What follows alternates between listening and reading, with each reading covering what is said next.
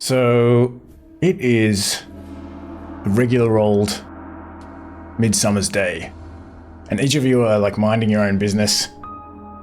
You're all adventurers, contractors, or mercenaries, or something like that, however you style yourselves, and you're kind of coming up in the world. Your name is getting out there, getting some recognition, and you're just doing your thing. You're in the middle of whatever it is you're doing. You're like walking through a town, or traveling through the countryside, or just getting drunk at the tavern, whatever it might be. And you all of a sudden you're just sort of suddenly just taken aback, surprised by this burst of smoke and vapor that just in your face out of nowhere. And this strange creature becomes visible to you as this kind of vapor sort of dissipates. And it's like this small, red-skinned, horned, devilish-looking creature with little hooves on its hind legs and a long, pointed tail. And it's just hovering before you, like flapping its little wings.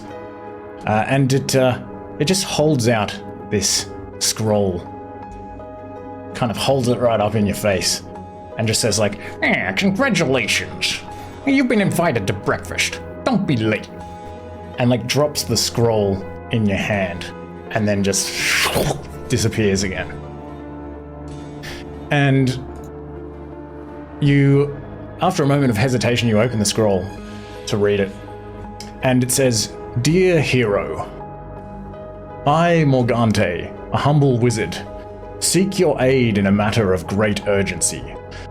Alas, I have lost control of a foul demon, a Vrock, and fear for the safety of all those who may find themselves in its path.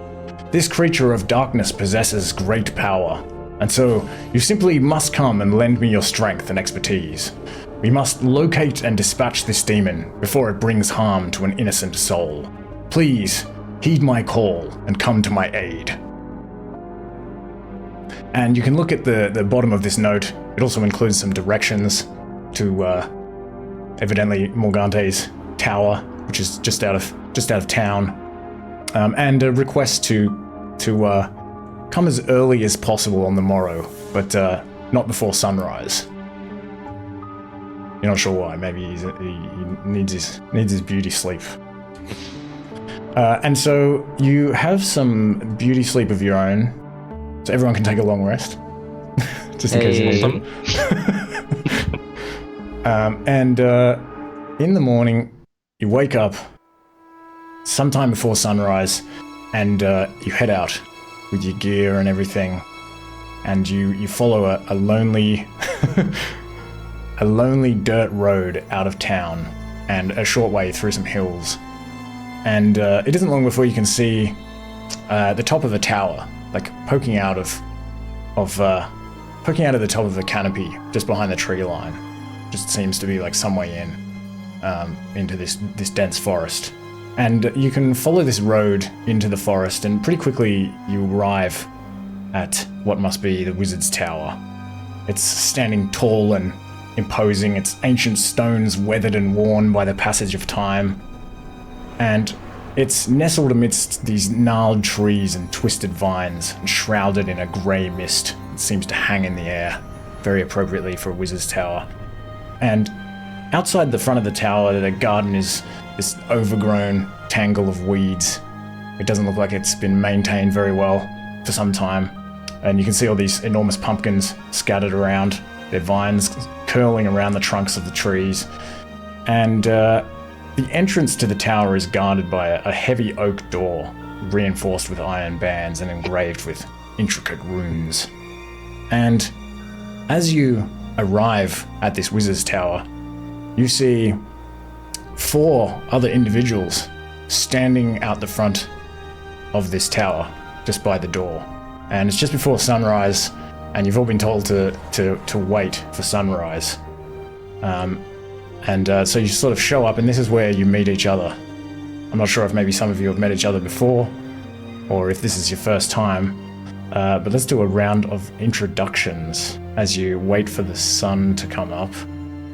Maybe I'll just go in alphabetical character order, starting with Adolin. Okay, so why did I name my character starting with... Okay. Okay, so Adolin, you see a man with some of the elven features, but it's not very strong elven features, so you're assuming he's an half-elf.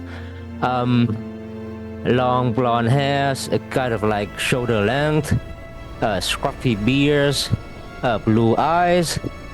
He's kind of tall, but not too tall. It's about like 5'11", and that's not that tall, but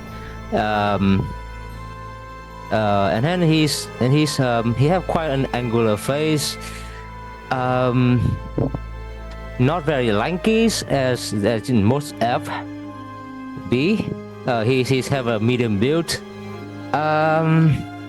And he doesn't seem to carry any kind of like armor or weapon, just a simple kind of traveling robe. And do I have a... Yeah, just like a simple traveling robe and a backpack. And his look around is... I'm assuming that everyone here is for the job that the wizards send in invitations. Is that what it is? That's why we're here. And then I guess I look around. I don't know, maybe it's the next one, Aladar? That's me. Yep. So Aladar has long, pale gold hair and alabaster skin that glows with an aura, sort of, and long, pointed ears. He kind of has a stiff upper lip, like sort of like pursed lips, as if he, is a bit haughty, or maybe he thinks he's better than the rest a little bit. But he has a cloak. Looks pretty glamorous, sort of like cobalt blue, and he's pretty lightweight. Doesn't carry much. And yeah, that's about it. He's just sort of silently watching and maybe a little bit suspicious of this tower. All right. Couple of spellcasters. Next, Cadelli Peaks. Yeah, we're going to go with Cade for this one because it's just it's easier. All right. But what you guys see is a relatively tall fella, tabaxi folk, with sort of a snow leopard kind of print on him. Stands at sort of just over 6 feet tall, not wearing any sort of shirt or clothing on the top half of his body, so just these kind of loose-fitting, baggy brown pants on the lower half. But strapped to him is sort of a small arsenal of weaponry. You can see all sorts, all kind of clinging to leather straps around his belt area and across his back. And the most prominent of which is anyone who's sort of played any Final Fantasy games, sort of a slightly ridiculous looking blade that's a little bit sort of too wide for practicality. This rather obtuse greatsword. But he looks pretty weathered and haggard, sort of like a veteran style to his tones. You can see there's multiple scars that run through in areas where the fur doesn't grow back. And over his right eye, he's got an eye sling, so like a black bandana that's been wrapped around the back of the head to cover the right eye completely. You can see sort of wrappings and bandagings around the hands. He's going freestyle on the feet, not wearing any shoes. And there's sort of a pungent odor of liquor from the night before from a tavern that he was in, and it still hasn't quite aerated from the day. And he just looks tired, he looks like he's hit 35 and he's got a mortgage under him. And he's sort of there, it's just another Tuesday. He's sort of scratching the back of his head, kind of half acknowledging that you guys exist, sort of looking out and, yeah, I'm sure this will be easy job, don't worry. And sort of just knocking out the kinks in here, all the joints and muscles got cracking as he kind of stretches out for the morning, just ready to be pointed in a direction. All right. I knew someone was going to be at the tavern. Yeah. Okay, Wilson. Yeah, so in front of you is he's a fairly lean, agile-looking build, sort of half elf. You can see the points of his ears, but he's got a black hood, sort of covering most of his sort of hair and the back of his skull. So you can't really see too much of him. He's sort of hiding a little bit. He looks very cautious. Yeah, he's not a big guy. He's about 5'10". Not 6 foot like Cade. He's unshaven. Seen this before. And he's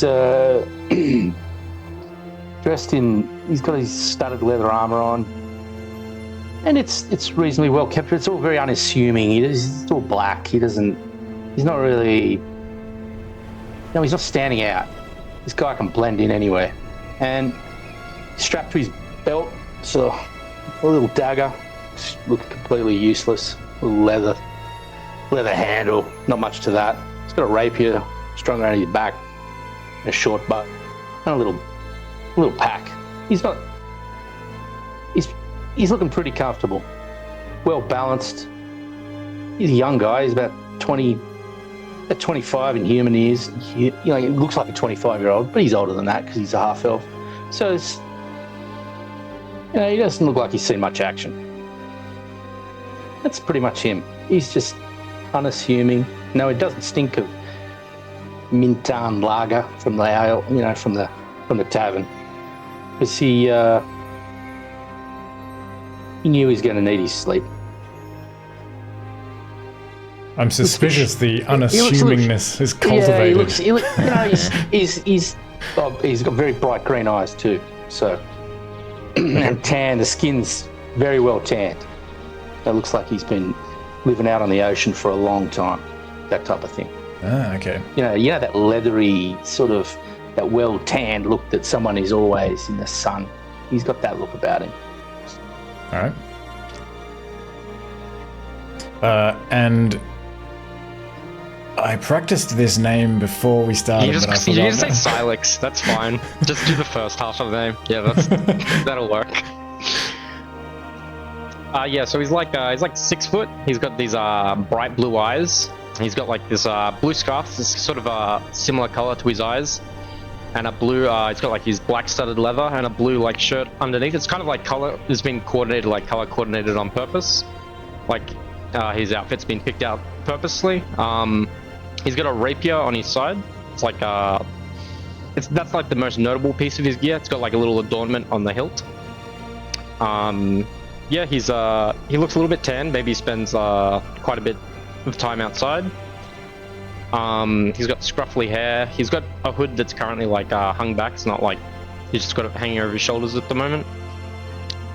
And he's got a little bit of a smile on his face. Seems like he's excited to get this job started and maybe done. Move on to the next thing. And he has some elfish features too. He's got those pointy ears, is the most notable thing. And he's also got a little blue earring on one of his ears. And that's about it.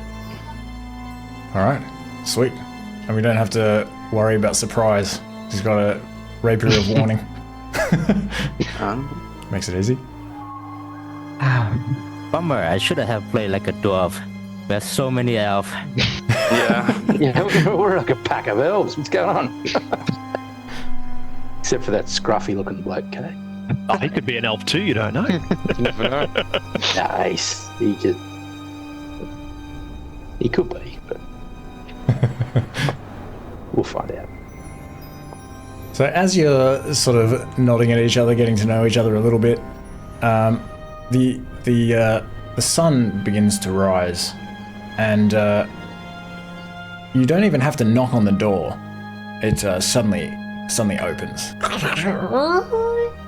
and you see standing before you in this fairly small foyer, a very elderly man with a long white beard. He's kind of hunched over a little bit, and he has a long pointy hat that is kind of sort of bent over a little bit, maybe a bit more like a sleeping cap. And he's wearing these long robes, but they're very, very bright and beautifully designed with golds and pinks and yellows with floral patterns all over them. And he's just this very kind of short old guy that sort of opens the door and seems a little bit kind of excited, but also maybe flustered, and sort of looks between you. It almost looks like, he's got like cataracts on his eyes, like he's like maybe like struggling to see a little bit, especially in the early morning light. And he's like, hello, I heard you out there. Are you the adventurers that I sent for? Yeah, that's us. Well met, old man. Oh, lovely to meet you. Please come inside. Come inside. And he sort of slowly turns around and sort of beckons for you to follow him in. And you can follow him in to this through the foyer into this narrow hallway. And let me see.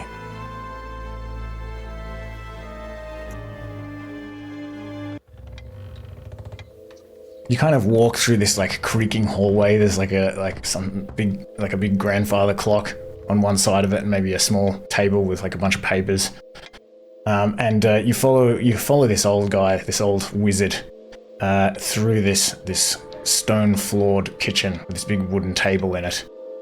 And there's actually, you notice as you walk through this kitchen that it's quite messy. There's like a half-plucked goose on the counter, and looks like somebody's been halfway through preparing some food in here. There's like a couple of pots like bubbling away on a big sort of stove. And he leads you through this kitchen. You see this like small pantry in here as well. He leads you through into what looks like a study. It's this plush room adorned with expensive furniture and these like towering bookcases full of various tomes, a vast collection of tomes and magical paraphernalia. And you kind of walk onto this rich fur rug that's dyed in purple. This guy obviously likes his colors. And there's some chairs in here and a big sort of beige couch. And he sort of motions for you to sit down. It's quite messy. There's like papers stacked up all over the place. And there's like not quite enough seats for everyone to sit. But he doesn't seem to be aware of this. It's like maybe one of you is unable to sit. He's like, please, sit down.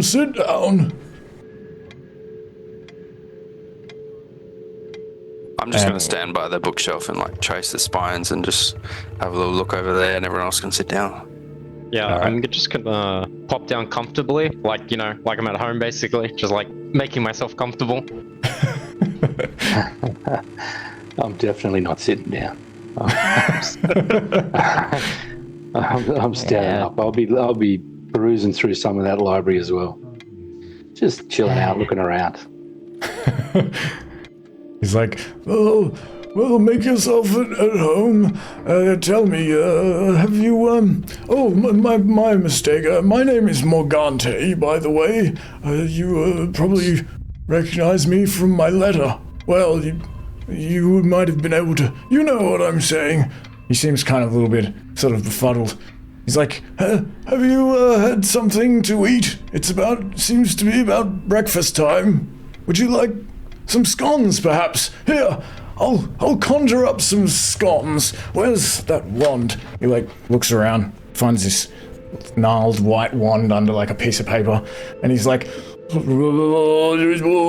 begins like casting this spell, and this attempts to summon these scones, but instead a cat appears on the table and kind of like runs around the room, just causing havoc. And he's like, oh dear, and he's trying to he's like, oh, sorry about that. Hold on 1 second. I'll get rid of it. And he tries to cast another spell at this cat, and just summons all of these like vines that just kind of spread out all over the wall. You know what? I think we're good. I don't really think we need, breakfast. I think we're good, and I'm trying to chase the cat out of the room, and let's skip the scones. He's like, oh, it's okay. I have a backup actually, and he's like, Radisson? Radisson? Oh, where is that imp? And after a moment's delay, the imp that you briefly met previously, who very rudely delivered a scroll to you the previous day, sort of flaps into the room and says like, I'm here, what do you want? What do you want? Oh, nice to see you all again. I'm glad you could make it for breakfast. And Morgante says, have we got any scones? Would you see if there's any in the kitchen? And Radisson is like, I'm trying to pluck that goose. He's like, I was just in the kitchen a moment ago and you weren't even there. Radisson's like, well, I've got lots of chores to do around the house. Anyway, I'll go have a look for them scones. I'll be back in a minute. And he kind of flies out of the room. Morgante kind of says, well, while we wait, perhaps I better explain to you why you're all here. He says, Yes. By all means, go ahead. I sit down. Oh, as I mentioned in my letter, I'm in need of some adventurers because I've made a small error, which I'm unable to rectify on my own. I've been practicing some summoning spells and things lately, and I summoned a terrible demon from the abyss. Only as an experiment, mind you. And I was all prepared to banish it back to the abyss when I think I got muddled up or something, and instead of sending it to the abyss, I think I may have sent it to my sister's village. Just a small mistake. Yes, a small mistake. Not the first mistake I've made, mind you. I'm sure it is. Well, I am actually a very powerful wizard. I think. I used to be. But, anyway, I would certainly take care of this situation myself, but unfortunately, my sister has banned me from her village because of an incident. I accidentally turned her children into sheep. Anyway, that's neither here nor there, but if I go back to the village and she finds out that I summoned that demon, I'll be banned for another 5 years, so that's why I thought I would send for all of you. I would pay you, of course. Would you be willing to do this? Find this, it's a Vrock, it's called a Vrock. It's a flying, bird-like demon. I'm sure the 5 of you won't have any trouble. What say you? Yeah, if there's money involved, I'm on board. Yes, I would pay you all 100 gold pieces each. Oh, I suppose that'll do. Is. Sure it's a Vrock? Not like a giant scone? Well, it was a Vrock the last time I saw it. Which isn't really much of a guarantee sometime these days, but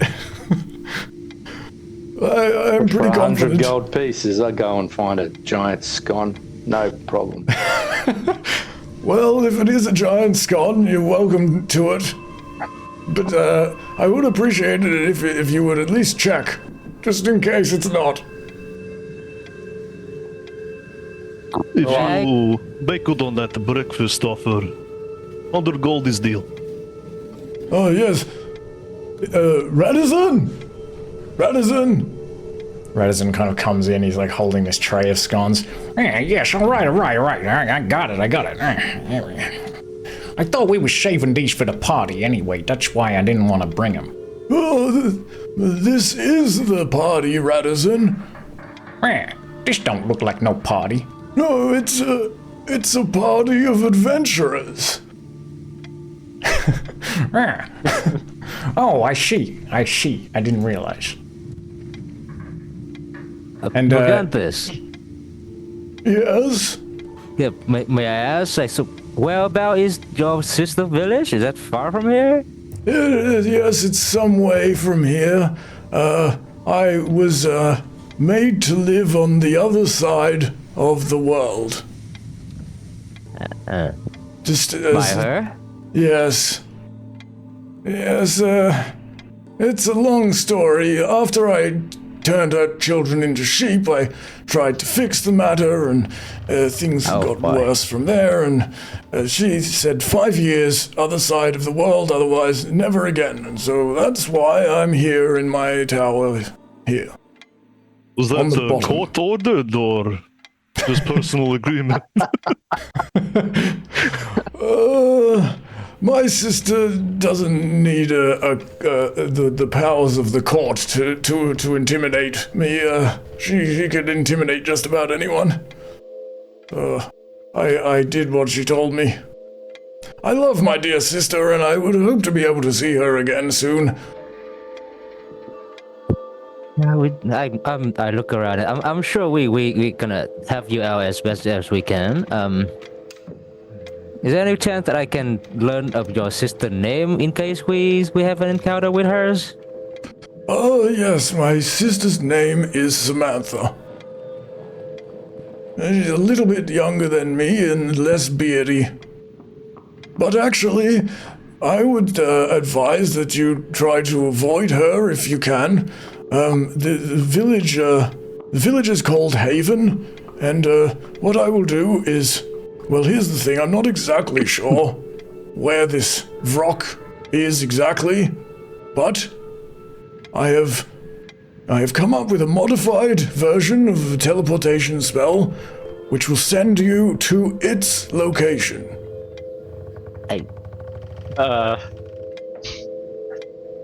Yes. I mean, if it's not too far away, I think we can walk. And look at Rather walk. Oh, it is on the other side of the world. Oh yeah, that's right. Yeah, we got no chance, righto. Yes. So if Yes. we want the 100 gold, we're gonna trust your new teleportation spell. Is that what you're saying? Oh, I assure you it is robust. I look around, and then I look at Aladar. Like, I take that. I'm sorry if I'm making assumption, but you look like a scholar, a student of magics. Yes. That is correct. Can you, I don't know, maybe look at the modification and then see if it you know, like.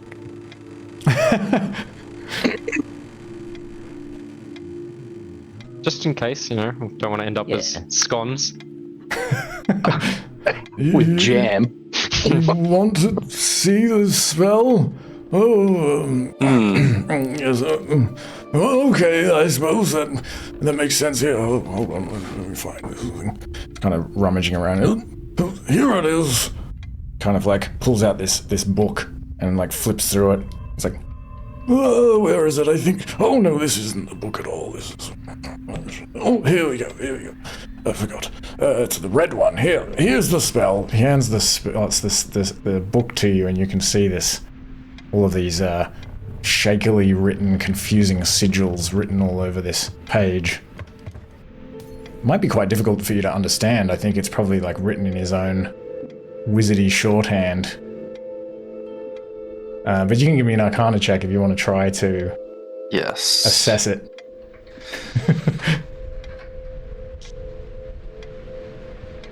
Yep.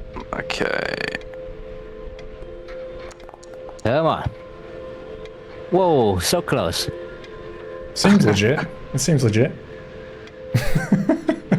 Seems the truth. Seems legit. Oh yeah, right. So it's not. Ah, Okay, I'm like, yeah. It all The real seems deal. to be in order. It seems like a robust spell, as he says. Robust. Morgante is like, listen, if you're a little bit worried, understandably, as I have mentioned a previous mistake that I once made, I will cast the spell as a ritual. If I do it that way, nothing can go wrong, I assure you. Isn't summoning a demon also a ritual?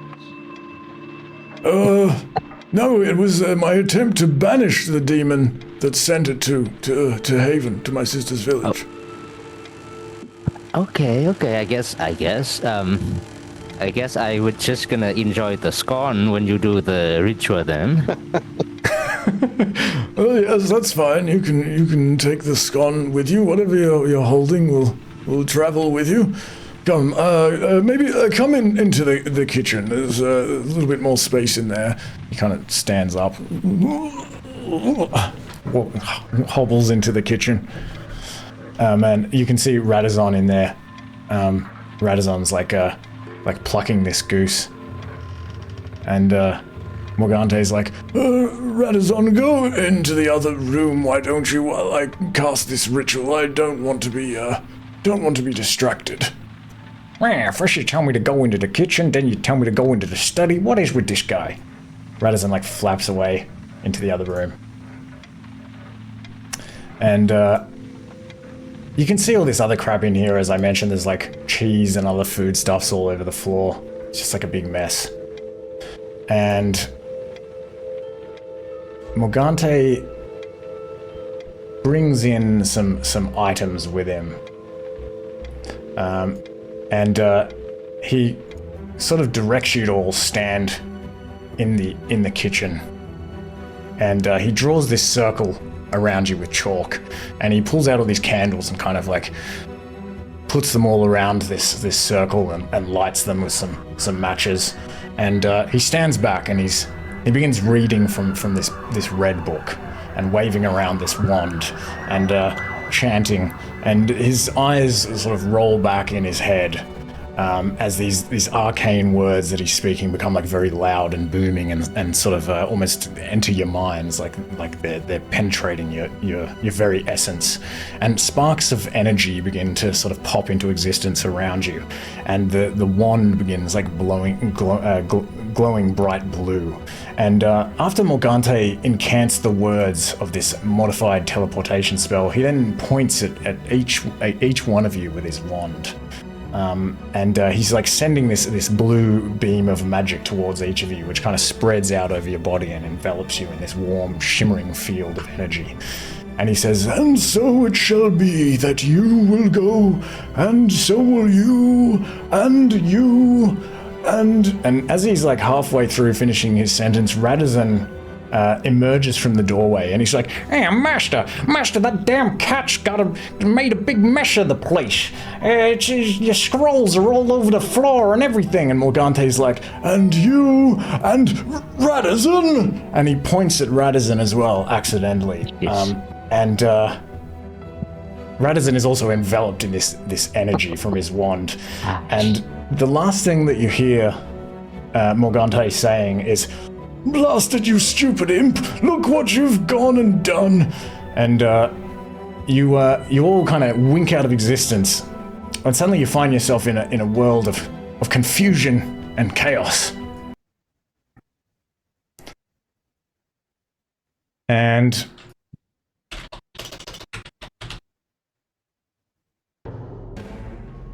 all of a sudden you're in kind of some sort of strange swamp of like chest deep, like pulpy, well, your chest deep.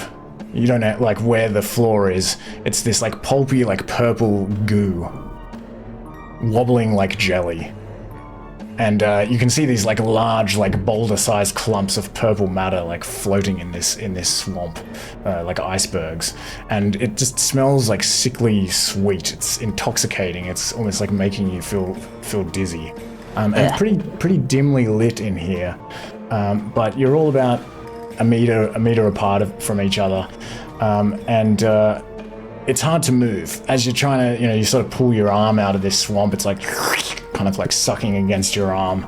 And you can see maybe about 6 meters away from you, this huge, what looks like a big wall, a big brown wall, towering maybe about like 20 meters above you. It's just this dark brown wall that's like, looks like it's made of clay or something like that, and it's curved and it sort of leads away and around in like both directions. It sort of encircles this like purple swamp that you're in. Maybe the other end of the swamp is like 60 meters away.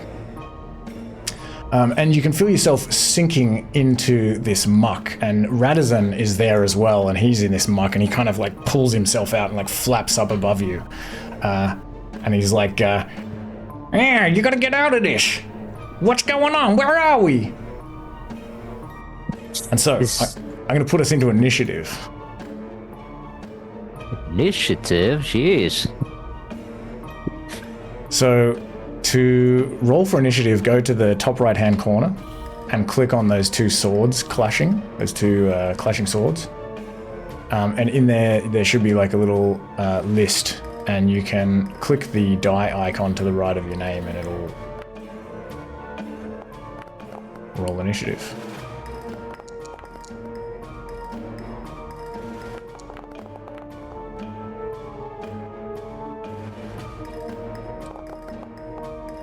Oof. All right. So Radisson has like pulled himself out, and he's like beckoning for everyone to follow him over to this big wall. So Silex, what do you do?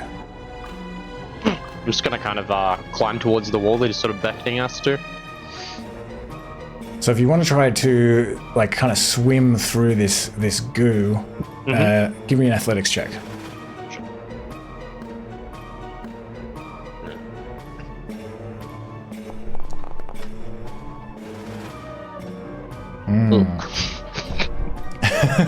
As you try to like struggle against this goo, it's like quicksand, and the more you struggle, the more you find yourself being like pulled under, and you are basically enveloped by this intoxicating purple goo. It goes up your nostrils and everything. So give me a con save as you try to hold your breath in this goo.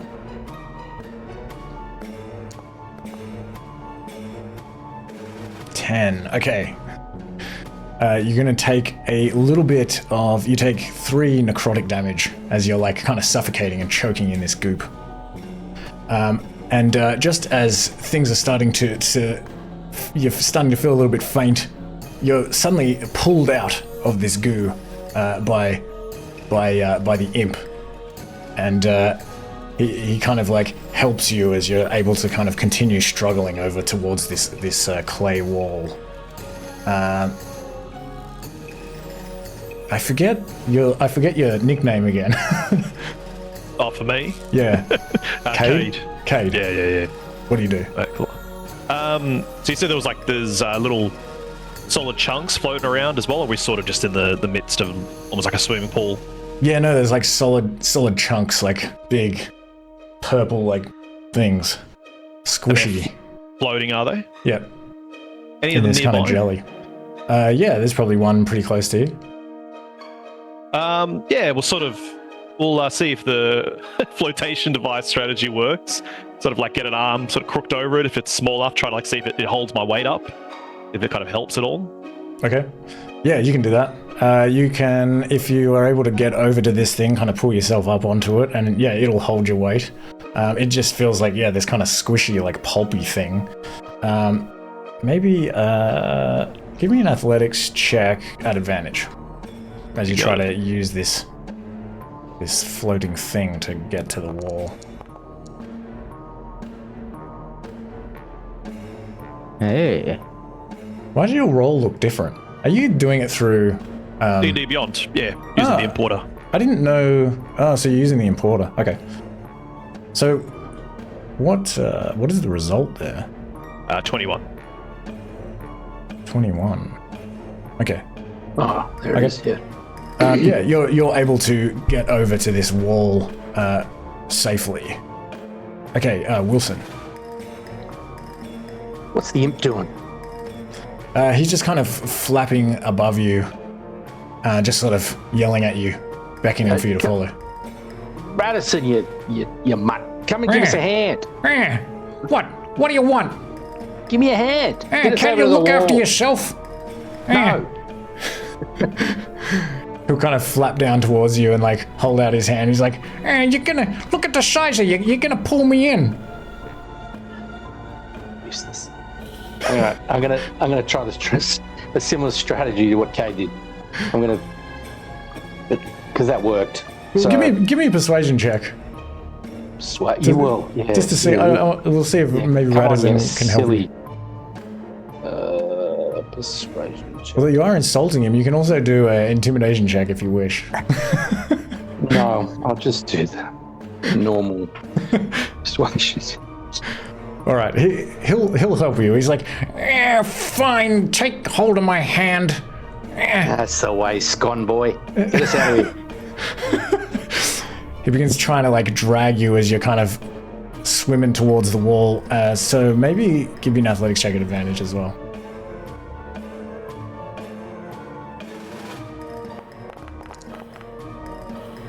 Easy. Nice. You can do that pretty safely. You're safe now? Now let go of my hand. Thanks, Ratty. I don't know if we're on nickname basis yet. We are now. Alador. For anyone that knows Alador, you know that he's too proud to ask for help, so he is going to attempt to swim to the wall. All right. I forgot to mention he's quite slight, thin, and like 5'6", so he's not very heavy, just in case that matters. Yeah, give me an athletics check. Maybe if he's very light, I'll lower the DC a little. Oh, cool.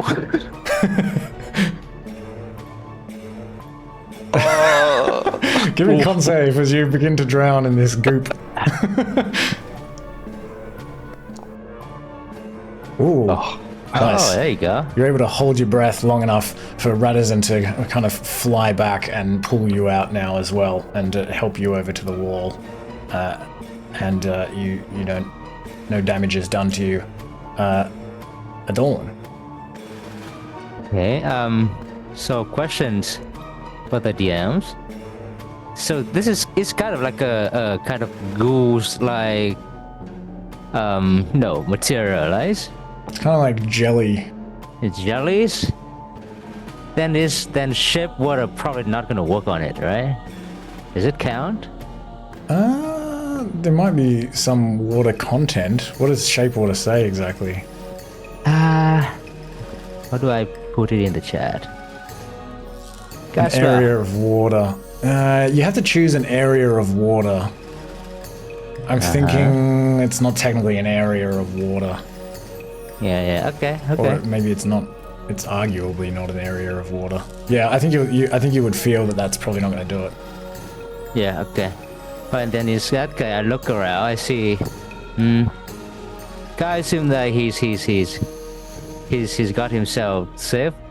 And I just like yell out, "Guy, can you give me a hand?" And then I don't know. I take out like a rope that I tuck on my side and throw it at Kai. See if he can try to pull me in. Yeah, nice. I mean, you've only got to throw it like 6 meters. I think with a rope, you can make it across without making a check. I don't think you're going to have any trouble with a rope. Right. Nice.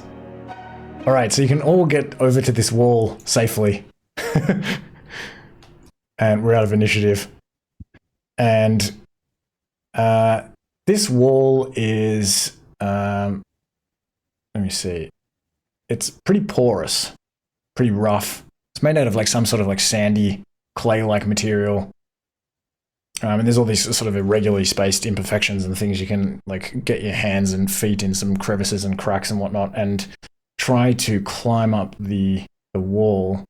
Everyone give me an athletics check as you try to climb this wall. If you try to climb the wall, otherwise if you try to find some other way, you can do that as well. I'm a fan of brute forcing things. All right. Does having a climb speed help at all? Yeah, actually, if you have a climb speed on this wall, you don't need to make a check. That's fine. It's like pretty easy to climb. How do you know if you've got a climb speed?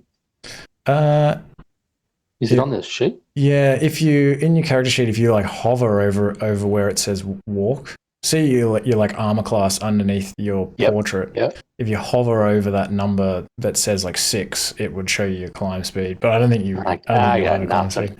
Athletics for me. I was hoping. I can see myself falling into the pit of jelly. Am I good at climbing? So athletics check normal? Athletics check. Yep. Where are we climbing to? Sorry. You're trying to climb out of this up this wall. You're kind of in this like huge like circular swamp with this like this circular wall like around the whole thing, encompassing the whole area.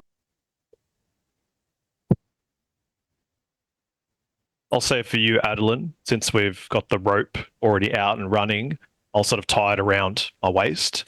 Sort of looks around, make sure everyone's okay. He's like, nobody's dead yet. Fantastic. And sort of start climbing the wall, these big, heavy sort of saber claws. And as he's going up, he's got the rope connected to him, and you can link that to yourself as well as a safety net if you want to. Nice. I'll take that. Sweet. You can roll with advantage. Athletics check with advantage. Athletic? Probably doesn't really matter.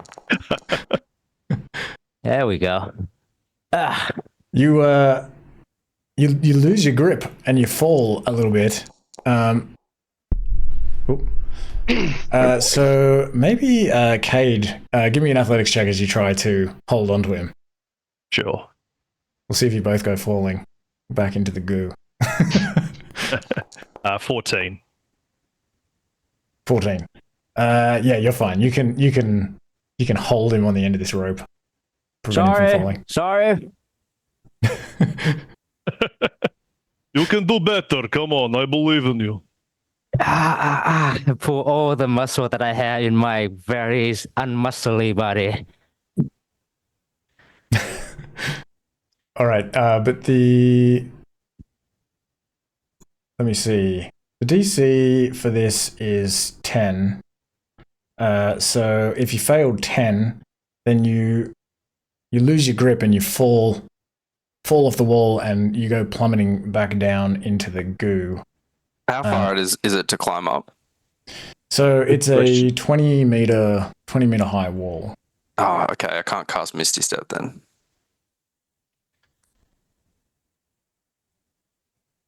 Yeah. I've only got 15 meters of rope. Hey. Sorry, I got 13 for the check. Nice.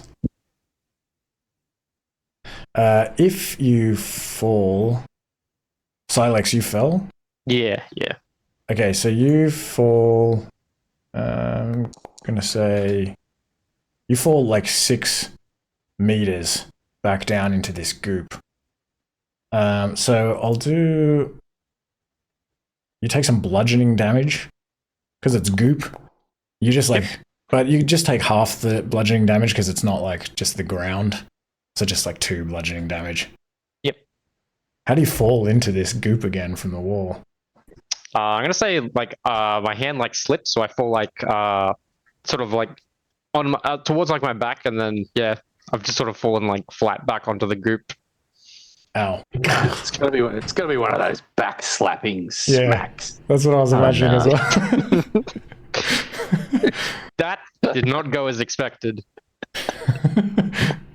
I'm coming, guys. I'm coming back up. Just give me a minute. Yeah, you're able to clamber back out, and this time you're successful at climbing the wall. And all of you can reach the top of this wall. What did I do? Wait, what happened? No, I don't know why did I roll this? Where did this come from? Never mind. Don't worry about it. Okay. Oh, the 6 and the 5. I don't know where that's come from. I don't know.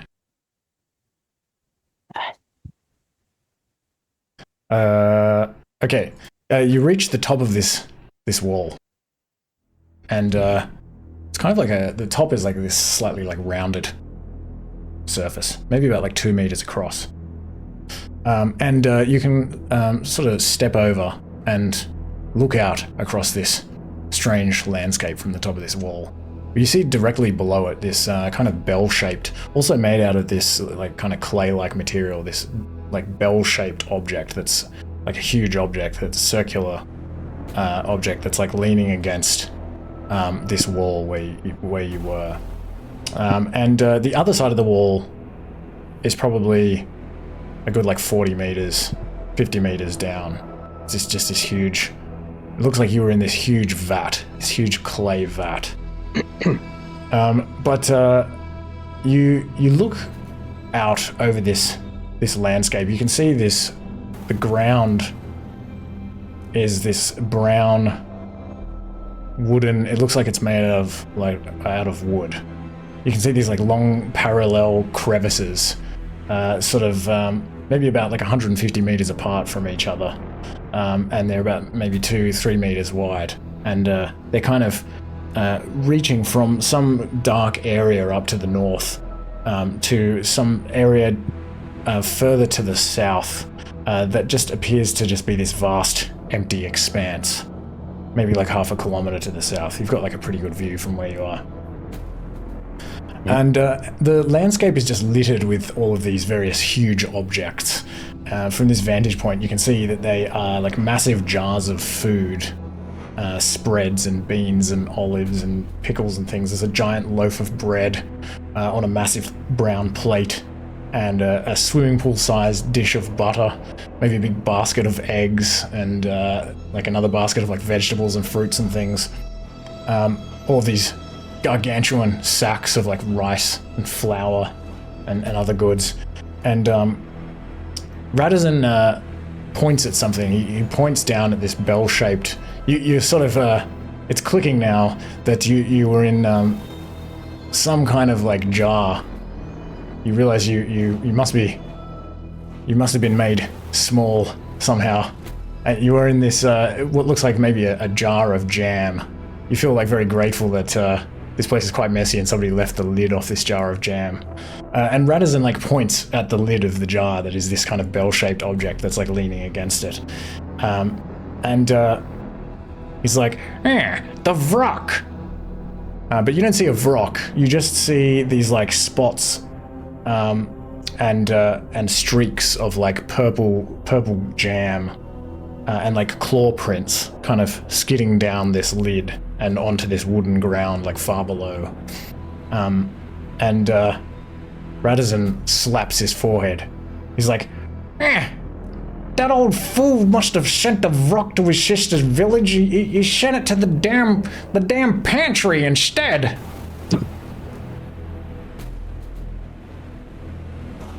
What do you do? When I made the Arcana check, I rolled an 8, but it was a 14. So did I still like not see anything wrong with it? The spell. You felt pretty confident that it was a well-written spell. Okay. Well, I look silly now. Well, the spell worked, I guess. We did get teleported. Could be worse, I suppose. To the strawberry jam jar. That's a lot worse to be teleported in. But I guess at least we are teleported to where the Vrock is. So That's right. So we can see some scratch marks down the side of the jar, is that correct? Yeah. Yeah, it looks like some... Radisson's pointing to the leftovers that the Vrock's possibly left as it's got out of the jar and making its escape. Yeah, it's like left a trail of this like purple jam down the lid of this jar and down to the ground, the wooden ground far below. I'm going to do something because this is just driving me nuts. I'm going to taste the jam. I want to know what flavor it is. Go for it. Do it. It is blueberry jam. Yeah. It's pretty good too, guys. duck in while you can. Actually, I guess like the size that you are, it would be maybe not just very good, but like sickening, like intoxicating. In fact, give me a con save. That's all right. I think I'm gonna get a sore belly.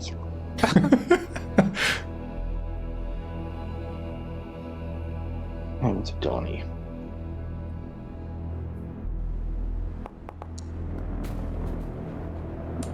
And you're okay. You feel a little bit woozy. Nothing happens. Too much sugar, huh? Wow, sugar rush, folks. That's intense. Really intense. Yeah, I would use prestidigitation. I never know how to spell that word. To clean myself off from the jams. Okay, so what should we do, guys? Can you clean me off too? I sort of point to the massive jam on my back. Yeah. Where I landed. Of course. Thanks, you're a lifesaver. I just bought this shirt. The way I see it, we are still alive. Still have job to do. Figure out the rest later. Sounds like a plan.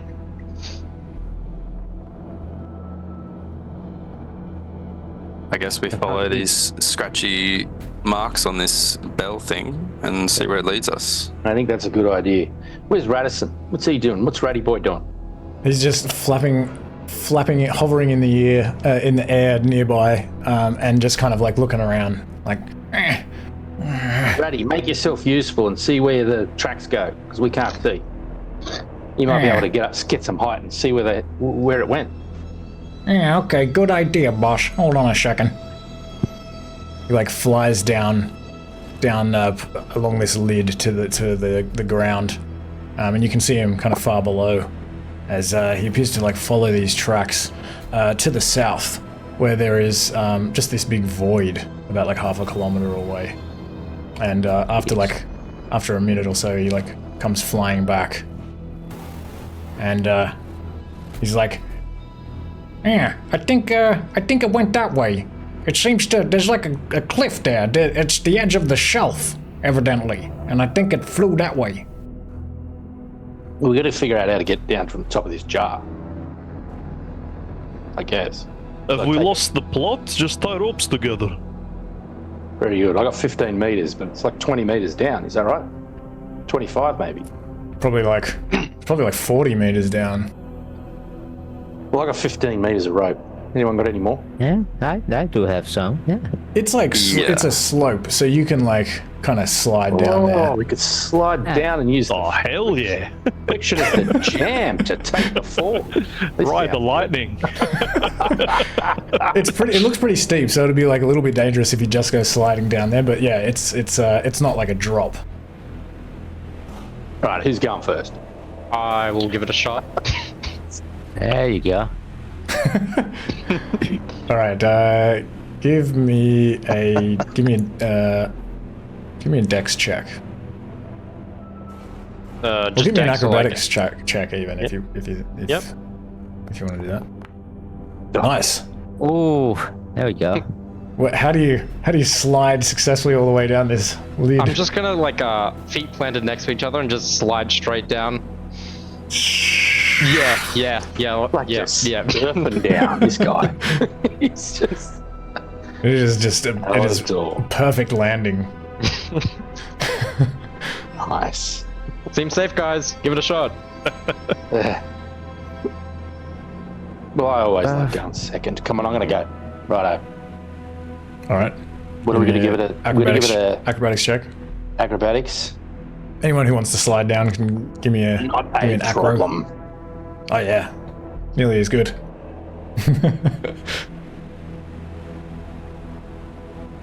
Give it a shot. Oh my god. Ooh. No. You kind of like catch on some imperfection in this lid and sort of go flying a little bit and then kind of tumble unceremoniously the rest of the way down to the bottom, and you take some bludgeoning damage on the way down. Oh, 6 bludgeoning damage. That would have killed a level 1 wizard. Jeez. Oh, and I realize why you're rolling. It's because I had your token selected. So every time I roll something, it looks like you're rolling. Oh, I see. But it's appropriate. You gave yourself 6 bludgeoning damage. Gah. It's not good. Can I jump and then cast Misty Step right before I hit the ground? Like, if you've ever played World of Warcraft, you can jump off a tall thing and then blink as a mage and not take any damage. Can I do that? I remember having a discussion once about like whether or not your momentum would be sort of retained as you do that. But yeah, you could. That's fine. We don't have to worry about that. Sick. Is it like a rocket jump in reverse or something? He just power slides on the flat ground. Question for you, DM. When I think of a jam jar, I'm always thinking of the ones at home, and I butter my bread and then I put the knife back in and it leaves all the breadcrumbs in the jar as well. Are there any sort of sizable breadcrumbs around? Kind of me-sized? I'll say like maybe if you kind of glance around, you can see like you-sized. I want to use it as a toboggan.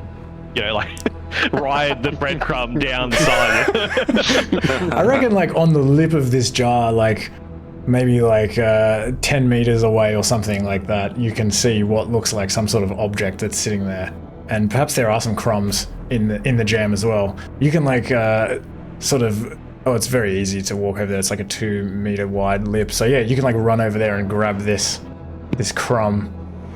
All right. Now that I've got my vessel, I'm going to we'll kind of we'll turn around and we'll hug it, so feet first, facing in towards the slope, and we'll ride down like toboggan style. Slide it down. That's awesome. I'm not going to ask for a check. That's too awesome. That's a great one. There you go. You just see an eruption of bread sediment as I slam down to the bottom. So that's one way to do it.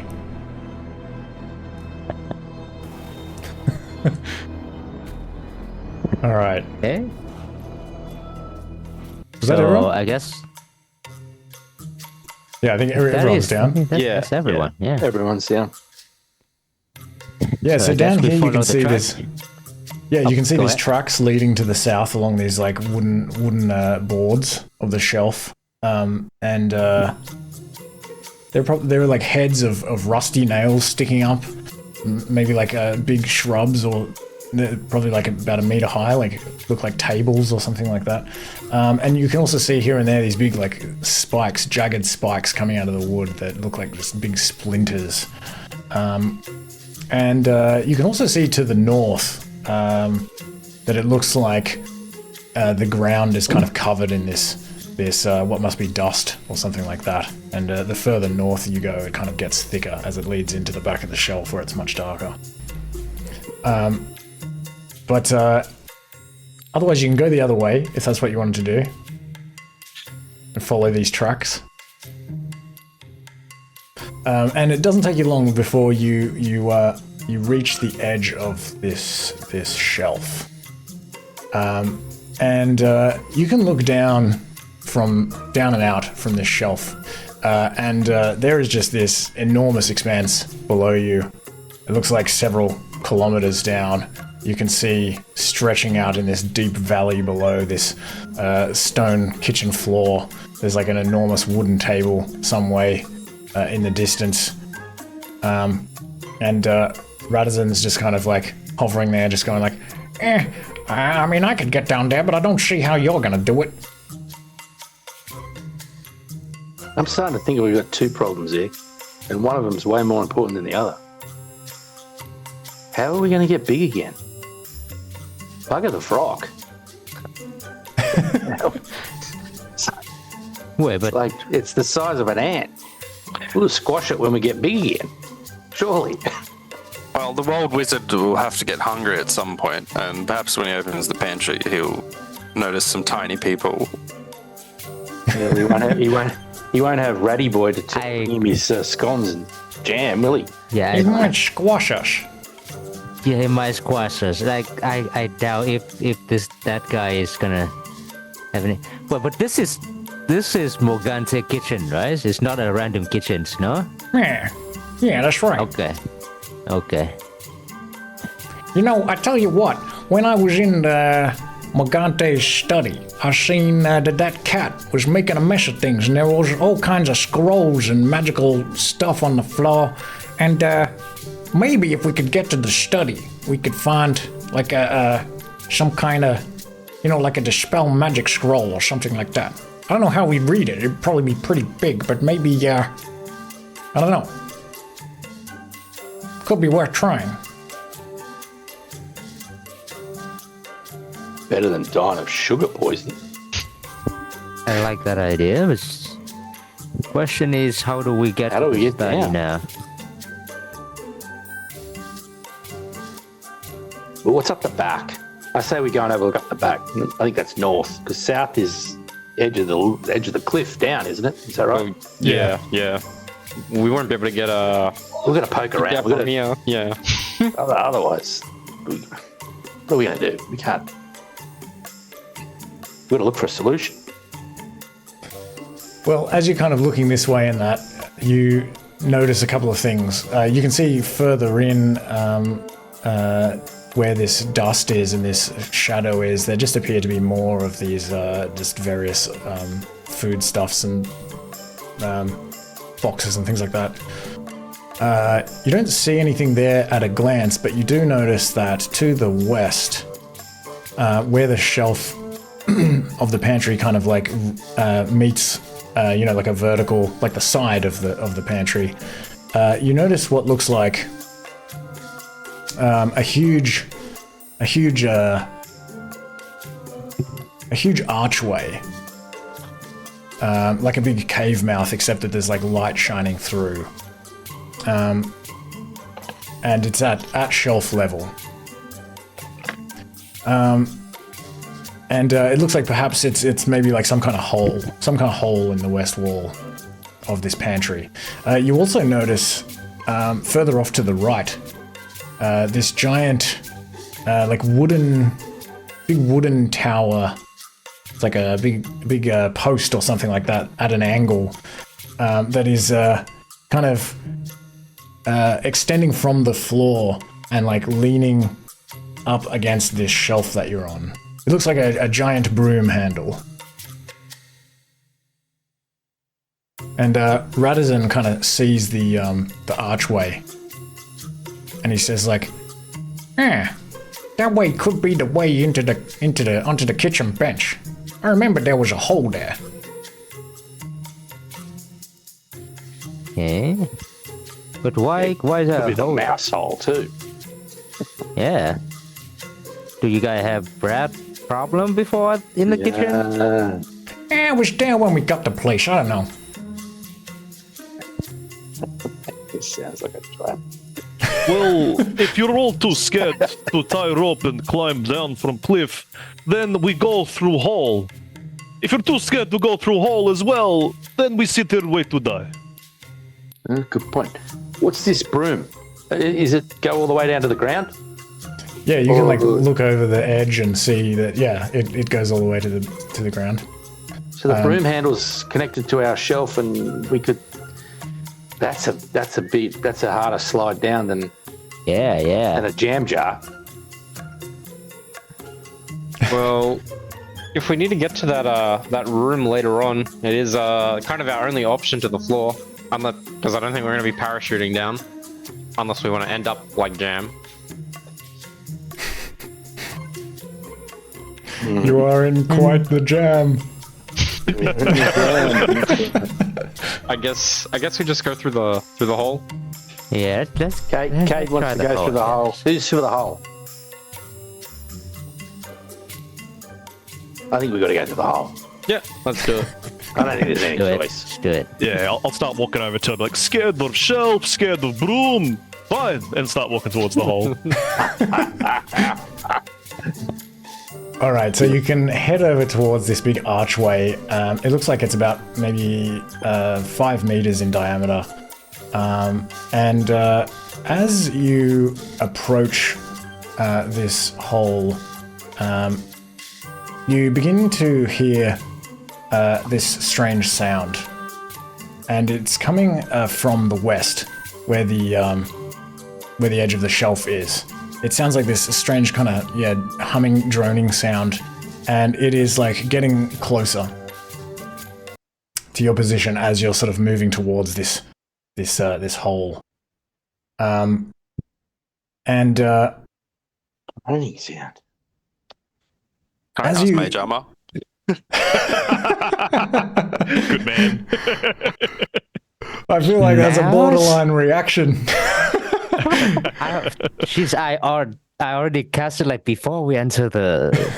Yeah, yeah, Jeez. of course. Yeah, this morning, breakfast, waffles, mage armor, shower. Yeah. Classic combo. Yeah.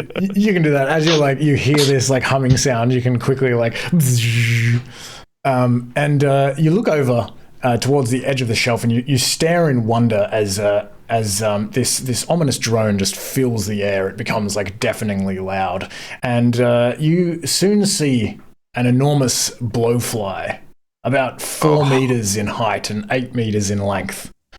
And the insect's huge wings chop at the air and send strong winds in all directions. And its lance-like proboscis lowers as if sensing a meal. And so I'll take us over to a battle map and attempt to draw some sort of situation. How big's the hole? What did I say? 5 meters. 5 5 meters. meter. How big's the blowy? 4 meters. Follow us, yeah. Aha. Oops. Of course. So maybe there's like a big bowl here with like eggs in it. And the edge of the shelf is like probably some way down here, perhaps. And you can see this big hole here. This big like archway. Now that I'm a little concerned that the DM is using a centipede for the background, so I'm like, centipedes? You're not gonna see one, are we? Using a what for the background? Centipede. Just centipedes. Oh, You just there wouldn't be a centipede up here on the top shelf. That's waiting down on where the broom is. That's in the hole. is it? Ah, jeez. Hang on. As you were like running towards the hole, maybe put yourselves in this square somewhere where you think you would be.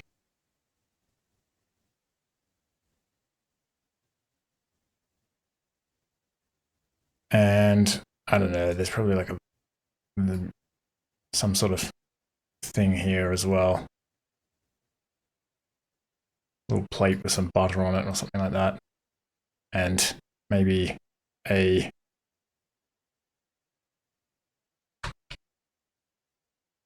big old carrot. Half sticking off the shelf. All right, Ooh, carrot. let's roll for initiative. As this hungry fly begins flying in your direction.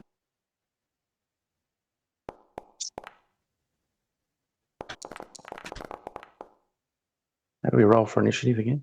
Sorry. Oh yeah, so go to the top right hand corner where the shit. second icon Oh, yeah. from the left. Combat. Yep. Yeah, there it is. You can also right click on that icon if you want to pop out the combat tracker, but Yeah. you might not need to because of this like split chat window here. But yeah, you Oh, can do that. thanks.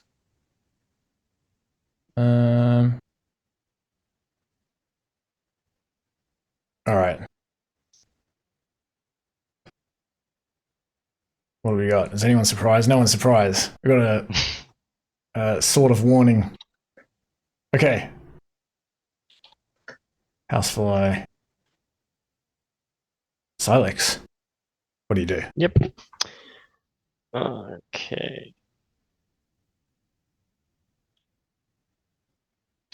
How far is that from me?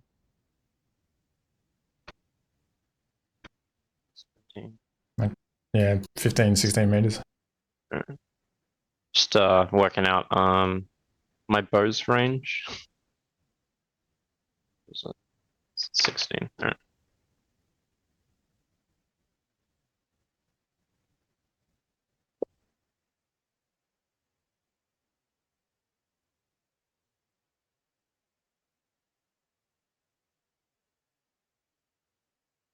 I think about that should be enough to reach.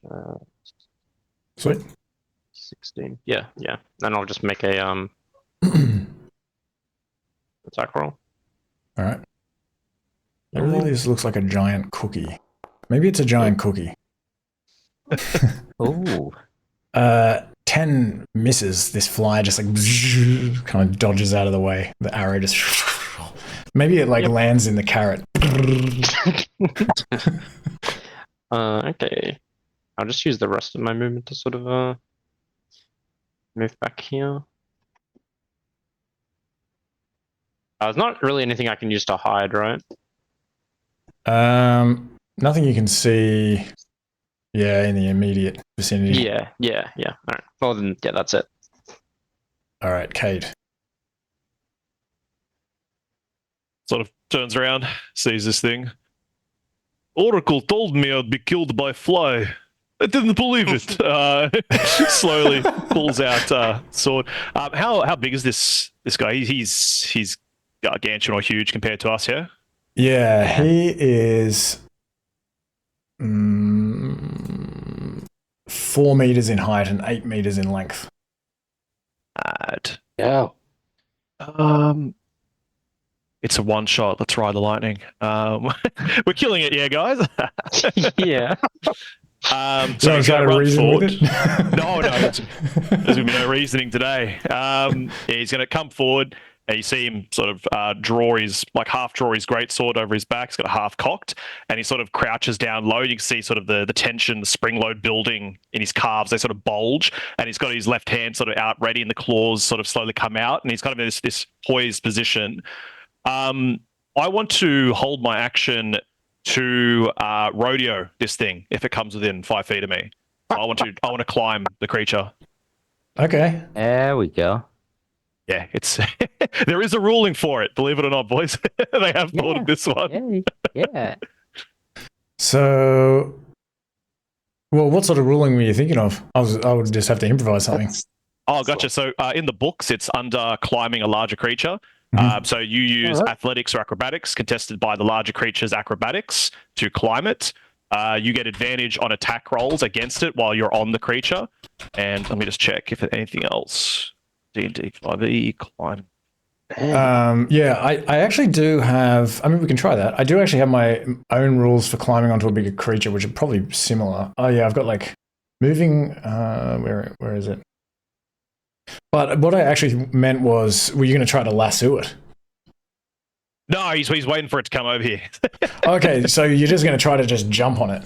Yeah, as it comes within range, jump up there, grab it with the left hand. Yeah. Okay. Well, yeah. If it comes in range, we'll try it. You'll walk me through the way that you would do it when we get there, and we'll see how it goes. Let's go, boys. Optimal moves. I promise. It's his turn now. All right. I'll give you the ready condition. Okay. Got to get your chance to ride that bad boy. Yeah, well, I guess I'll just. Yeah. Okay. All right. It's just gonna fly straight for you. So we'll do it now. See how this goes. All right. In for a penny. Oh, it can only fly. Wait. Hold on. Oh, and I'll bonus action rage, as all barbarians do. Okay. Sweet. All right. Yeah. It will fly directly at you, just lowering this proboscis. So what do you do? What do we do? So my athletics or acrobatics contested by his acrobatics. By his acrobatics. Okay. Yep. It's DMG page 271. If all you right. want the reference, but if you want to, anyway, you say it how it is how it is. No, this is all right. Let's do it. Alrighty. I'll give you my athletics. Okay, acrobatics. Heavily low. That's not too bad. 23. Oh, nice. The advantage Okay. from rage. Hey. Yep. So are you just jumping on it? Yeah, so I'm now physically on its space. So I'm now connected to it, tethered to it. So it's like, I mean, let me see how it's probably, if it's like a meter above you, and it's like a 4 meter tall thing. So you're kind of like clinging to the side of it. Yeah, sure. Okay. All right. We'll use the boots to get as much height as we can and sort of do a spring jump, sort of get up on its back, like as high up as we can sort of possibly get. Yeah. Yeah. Well, as a reaction, I think like you could only really use, you wouldn't be able to use the boots as well because that'd be like a movement. But yeah, we can say that you kind of use those boots to help you. Okay, we'll say that you're like kind of clinging to the side of this thing for now, like. Yeah, you just hear this maniacal laugh from the side of the fire, like, and he's sort of like flailing on the side, holding the sword. All right, that's me. All right. What is it going to do as you're like clinging to the side of it?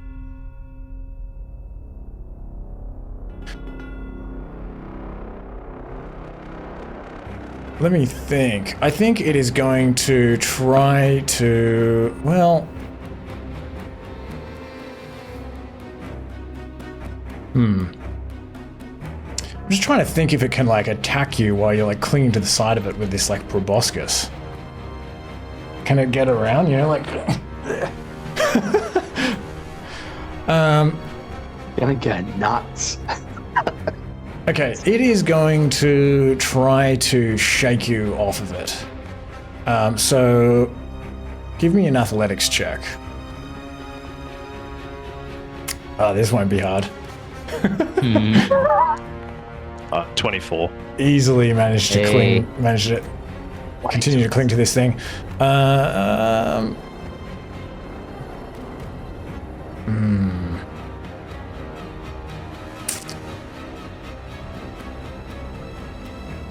I'm going to say that it's like struggling to kind of shake you off and kind of turn its head, and it can't quite get at you, but it is going to attempt to kind of like spit, like regurgitate some kind of digestive juices onto you in order to get rid of you. So it's going to use a bonus action to do this, and it completely misses though. This just goes like right past you. Okay, Croc. Oh, it says it's got yours Croc for some reason. Hold on. That's right. Well, I was going to use my short bow, but I don't think I will now that we got Cade riding the back of this thing, because I might hit him. So I wouldn't. I was thinking I would imagine that you're like good enough with a bow that you feel confident that you wouldn't hit him. Yeah. Cade, if you caught one in the leg, mate, it's the GM's fault, not mine. All right. Let's go to get the short bow out. I think I'm in range. Should be. Oh, sorry. I forgot something that happens at the beginning of a turn now that you are... Oh, no. Never mind. Continue. All good. Okay, short bow. So click the attack button. Attack button. In the chat. Done. Just a normal roll. Nice, that's a hit.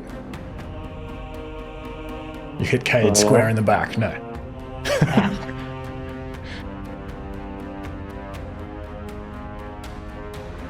So now click the damage button under the attack button, under where it says short bow above.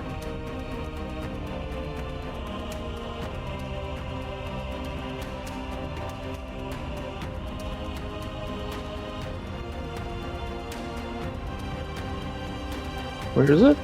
So in the chat where you... Sorry. That's alright. Nice. Better than nothing. 9 piercing damage. This arrow just above the wing. Okay, Dolan. Okay. I don't know if this is gonna help Kai or not, but he seems like he's having a good times. So I will cast. Wait, let me think. Sure, I'll cast enlarge on Kai, make him bigger. All right. You have a easier time to hold on to the fly. So yeah, man. to cast the spell, just click on the image to the left of the spell, and then it will spell. use your spell slot. So what does that do? Oh, yeah, there you go. So that'll make you one size larger.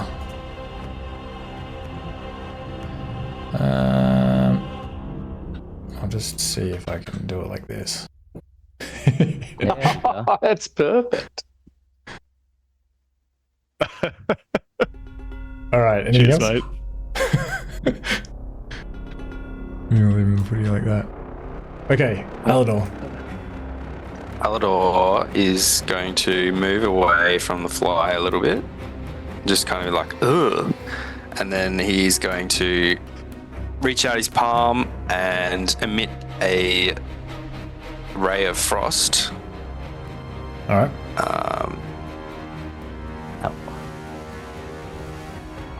Oh, actually, so you were within 6 meters. So sorry, before you do that, this horrible droning sound that is being emitted from this fly is just penetrating your skull. So give me a con save. Oh, okay. So we disregard that one that I rolled? Yes. I would probably go back to the one. Okay, you're all good. You don't fall Completely unconscious, unfair. but you still turn around and fail to hit it with this ray of frost. I'm afraid. Okay, okay. It just like misses us, hits the ceiling above. Like. Anything else? Yeah, that'll be that. Okay, Silex. You with no, you're not in range. Right. I'm gonna bonus action dash, Okay. and I'm gonna move here, and then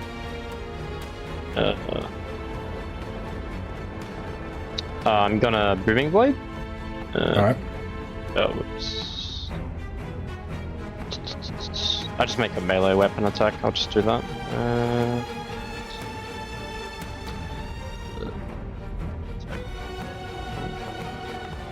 That hits. So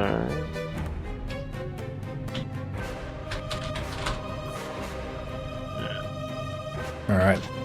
This thunderous, crackling energy just envelops this fly. and I also get to do sneak attack damage. All right. Nice. And since I made an attack, a melee weapon attack, he can't do opportunity attacks against me till the end of my turn. Okay. Because I'm a swashbuckler. Yeah. Oh yeah, awesome. And then I'll move. I move 7.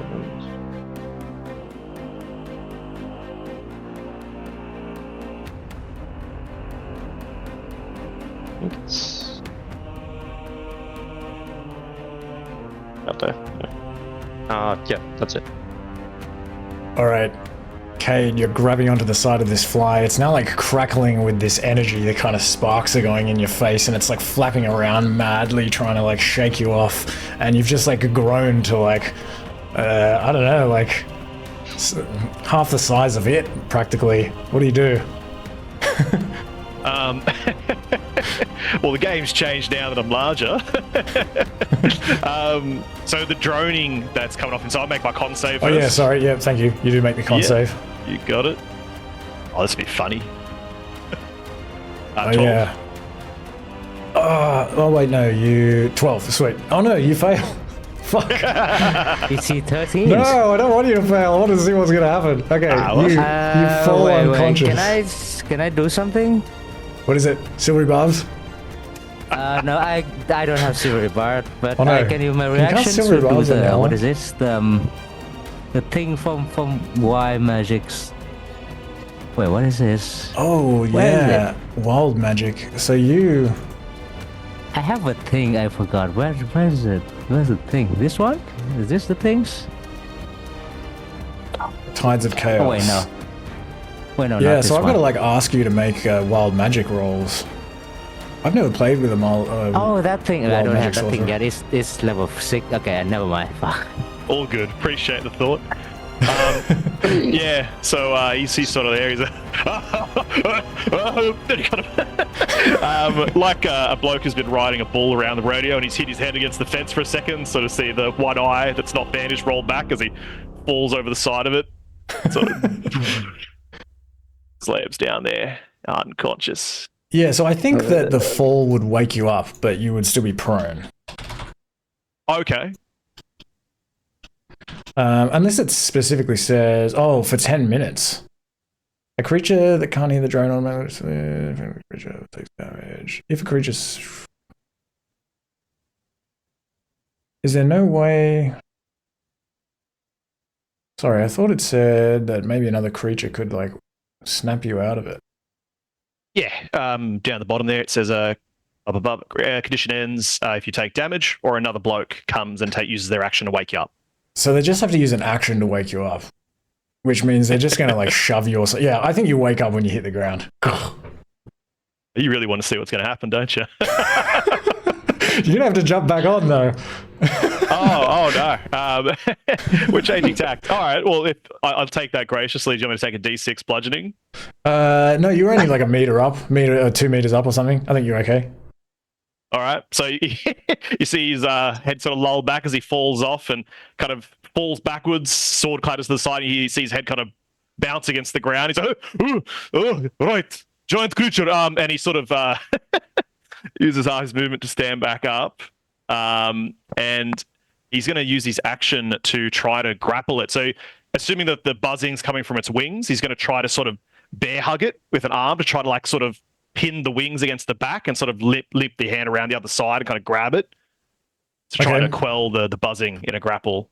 There you go. It's okay. I don't know if you're going to be able to do that because it's like it's still a fair bit bigger than you. If you're like twice the size that you were, and it's like kind of 4 meters tall and like 8 meters long, I don't think you'll be able to just kind of reach around the top of it with That's your all arm. good. I'll try my luck. But you can still we'll go with the old try faithful. try to grapple it because you're technically large and it is.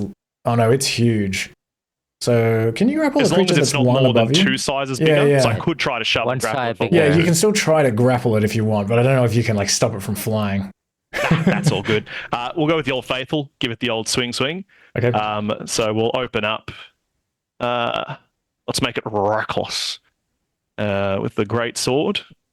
This is first swing, which is a 19 to hit. Yeah. Nice. What did you roll? 19. Yep, that's a hit. Alrighty. All right, and has that added rage damage onto it? So You get a D4 from Enlarge as well. Oh, yeah, good shout. Yeah, I find it really hard to read. Why does it? It's like it prints like multiple. I know it looks so ugly. I'll roll from Foundry if it's more appealing. Yeah, to the eye. that might be helpful for me. I'll do that from now on. No All worries. right, sweet. Thanks. So first one is 7 slashing plus 2 from the enlarge plus another 2 from rage. So 11 points of slashing on that All right. one. Okay. And then the second one, which I'll roll from our lovely Foundry sheet here, which is from our Frenzy Rage. We get a bonus action weapon attack. Okay. We're going to risk it for the biscuit. We're going to go Great Weapon Master on this one, so -5. There we go. We'll keep that reckless for the advantage.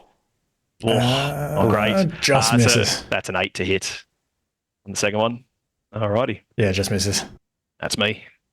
All right, so you hack into it with the first one, and it's just kind of like reels back, like flies back a little bit in the sky, just out of the way of your follow-up. It is looking borderline bloodied at this point, and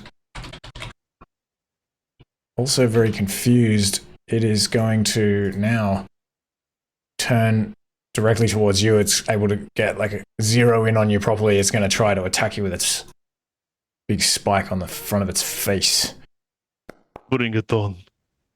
It looks He like it gets hits. advantage. Yep. He can fish for a crit if he wants to, because he's got advantage from Reckless. Oh yeah, nice. Okay. Thank you. Ooh, close. I will Yeah, that's a fish. hit. All right.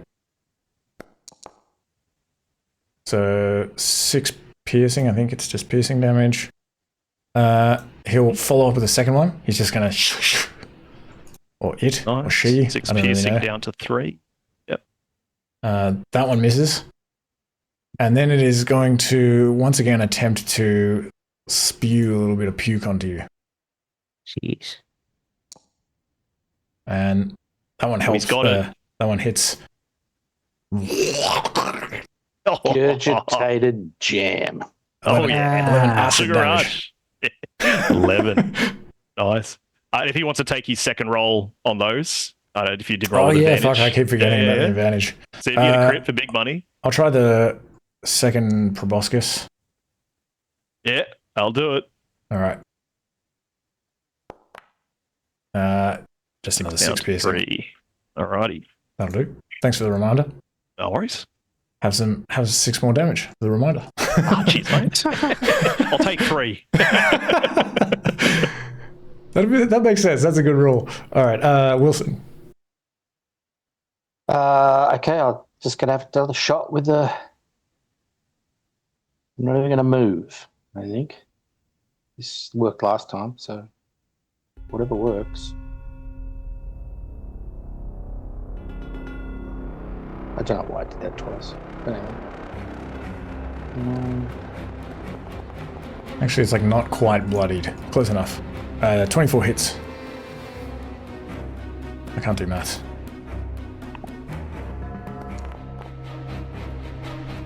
All right, 6 piercing. Now it's bloodied. Adolon. Okay, just gonna do a simple firebolt All right. attack.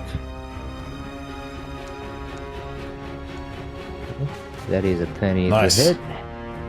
That's a crit. Ooh, that's 10 point of damage.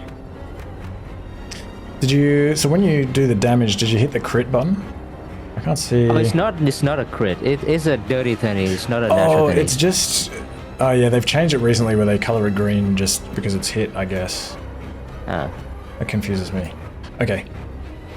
10 fire damage. Alright. It's looking pretty crispy. That's it for me. Okay, Alador. I'm going to cast Spray of Frost again. Finish him. Why do you have Rave Enfeeblement? Oh no! I tried to add that because I wanted to change it. Yeah, don't worry about that. Okay. I was trying to manually add it, but yeah. Well, you feebly miss with your Ray of Frost. Wow. Silex. I think I'm just outside of its screeching thingy. Yes. Yeah. I'm gonna move back in, Alright. and I'll booming blade again. Oh yeah, I forgot to remove the... That's a hit. Yep.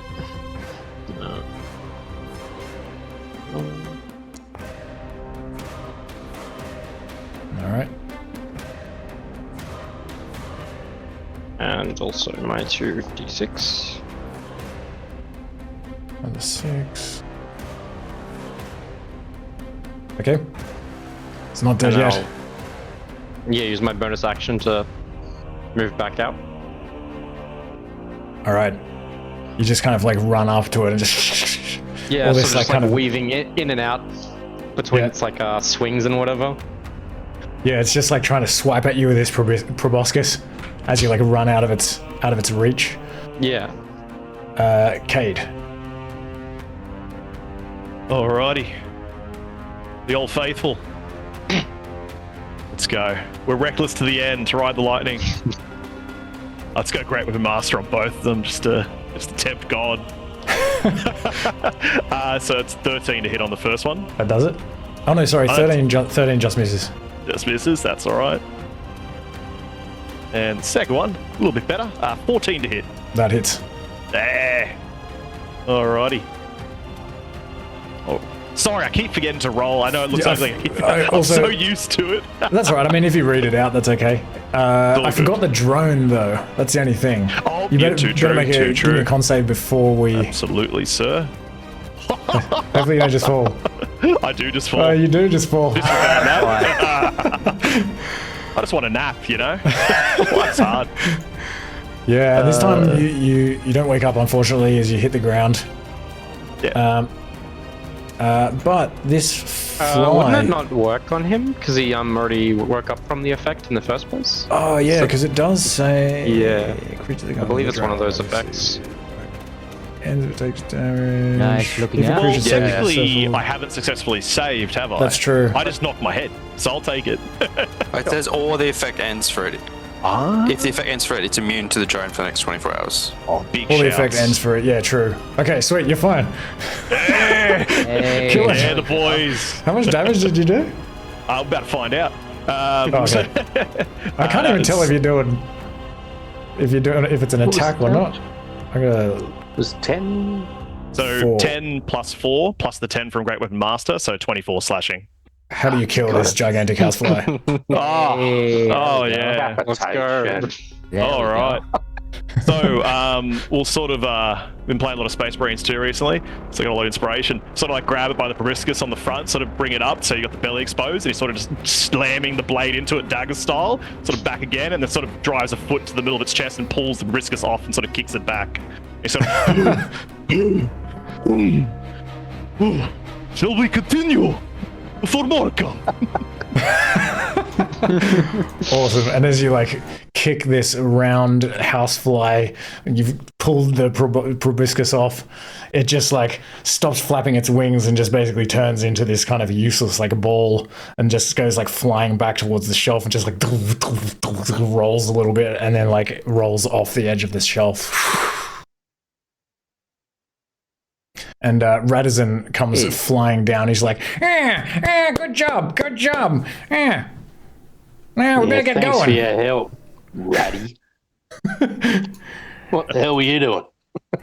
Yeah, you need me. I gotta stay alive so I can be your guide. That point. And yeah, so let's go. Let's go for the old hole to the kitchen over there. And you can follow Radisson towards this hole. Just And- like after this, just have the old wizard to try to keep the whole place more hygiene so that we don't have any more like fly problem and hopefully no rat problems. I'm always telling him to clean up after himself, but he just he's old. He doesn't know what he's doing. Ah, I'm basically a glorified maid. What can I say? But you can run over towards this archway, and head through. And on the other side of the archway, you are confronted immediately with a cliff. That is maybe about 400 meters down. You're looking out over this kitchen counter. And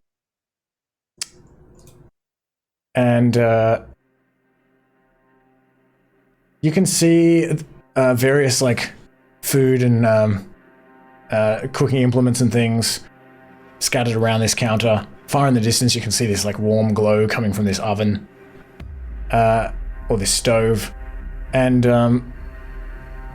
immediately next to just below where you're looking down over this kitchen counter, you see this gigantic vase of flowers, and it is luckily right up next to this wall that it's kind of like you're looking out of the side of the pantry, which is kind of divided by the pantry wall, which then is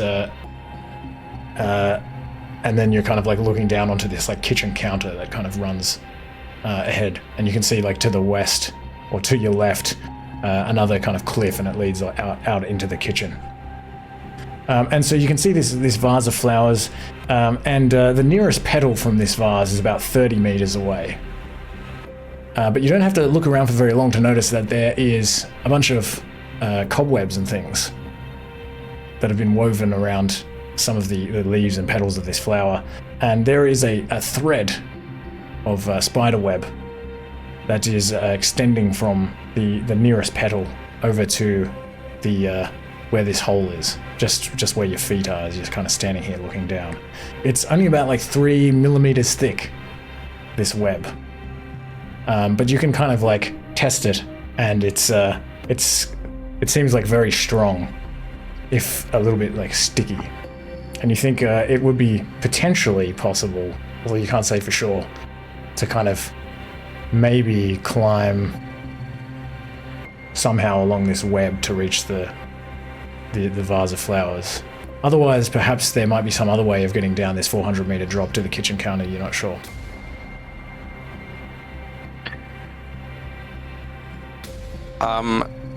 Elves are very sure-footed. No.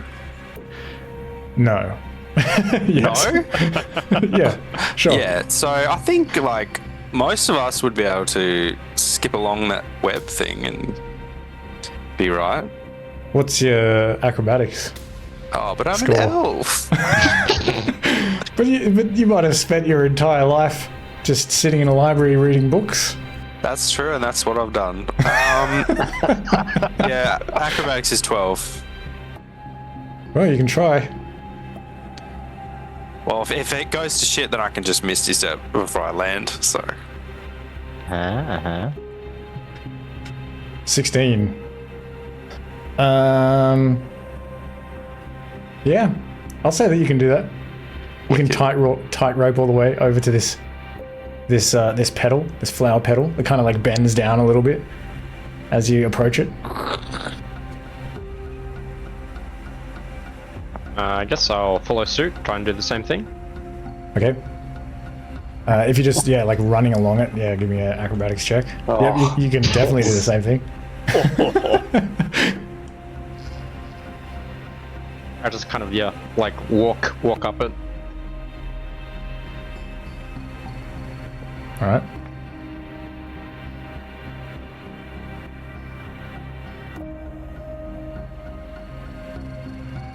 No one else want to try it? I'll go after it. I'll go next. Okay.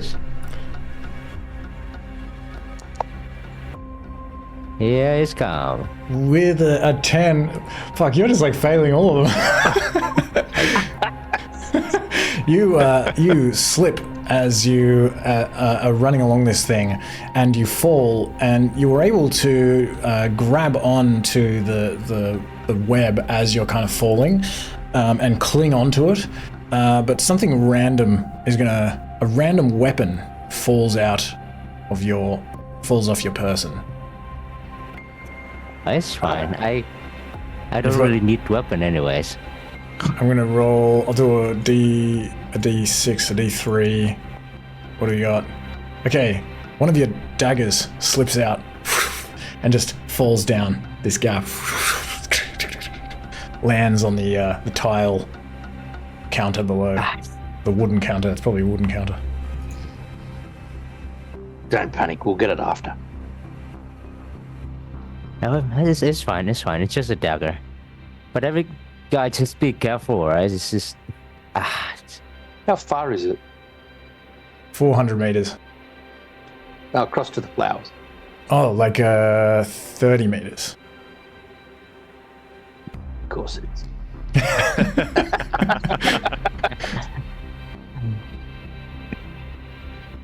Who's left on the top with me? Me. Big bloke. What are we doing? So is it like a strand of spiderweb that's connected, like almost like a rappel line? To the Yeah. oh, You I've got seen this rope. one You got before, rope, and in haven't you? every Tom Cruise movie, after he does a little pumpy arm run, he jumps on the cable. So we'll whip out the rope, and we'll, to the best of our ability, we'll loop the rope around the top and sort of tie it around our waist, and bring it over the top, and tie the other side around our waist, so to create like a swing. So we've got it looped above us, and we're gonna and try to slide down, sort of using it as a rappel line. I can't see a reason why you'd need to do a check, so you can get across pretty easily doing that. Yeah, we'll swing the legs, we'll dangle the legs a little bit, have a good time, you know. That's cool. Oh, Awesome. I'll have to. I've got rope too, so I'm sweet. I'm going to try that because that's just too easy. No check. Across we go. Thank you. Well, you don't know there was no check. You know, I didn't think you had to make a check. I'm going to try that. Well, I'll tell you what. All right, I'll acrobat my way over there. No, I'm just kidding. It looked easy. It It looked very easy. did look easy. I'm just joking. A couple of rogues. We're over. Yeah, no worries. Simple.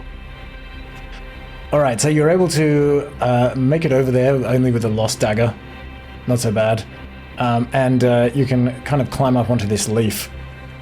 And you can basically walk towards this enormous core of this plant and kind of clamber down the stem of this leaf and then begin climbing down the plant itself.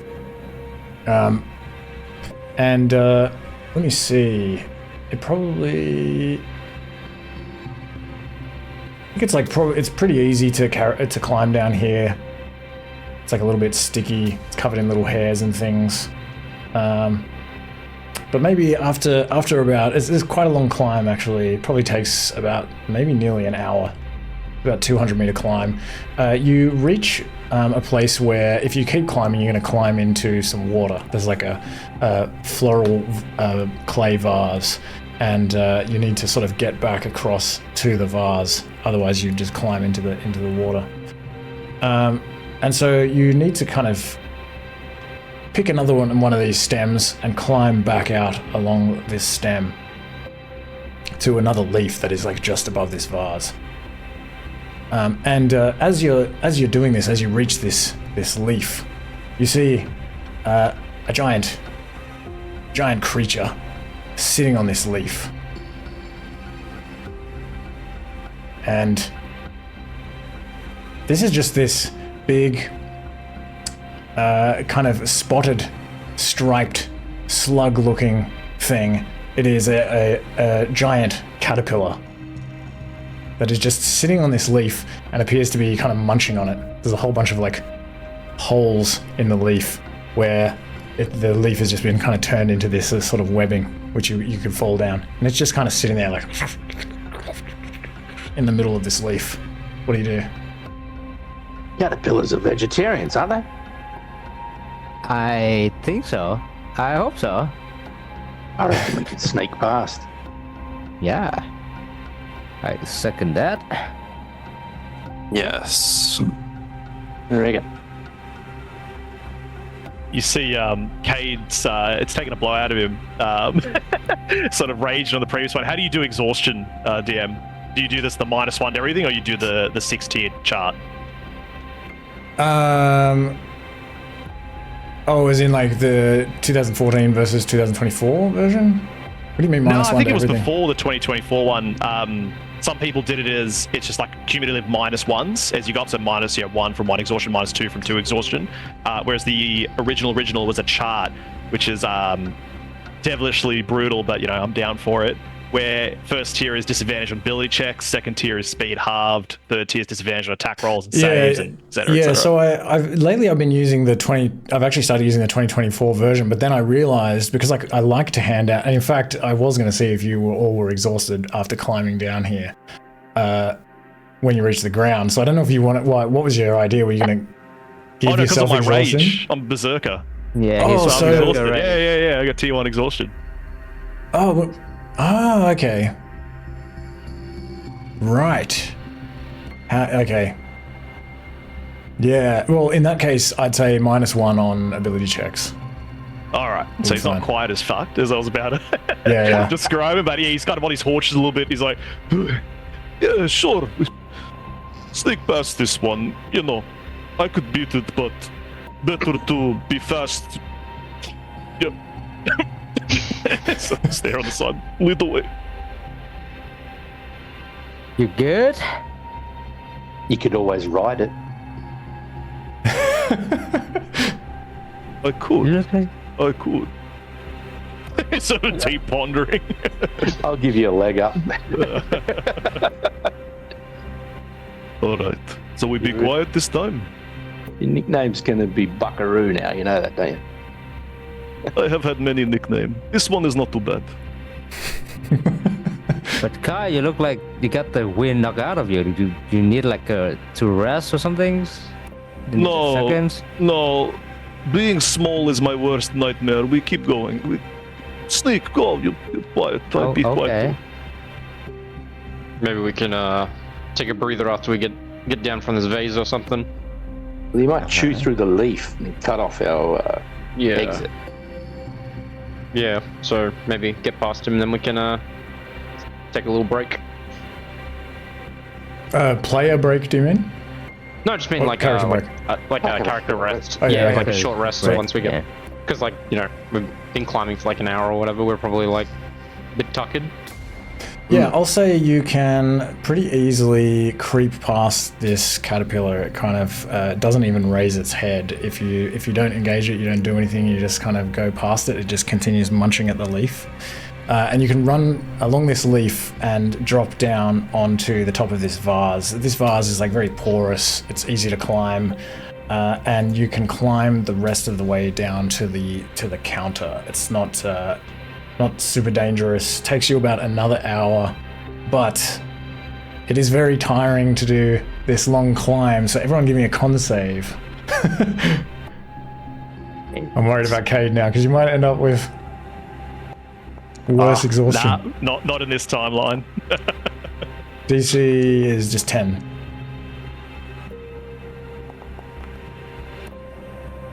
Nice.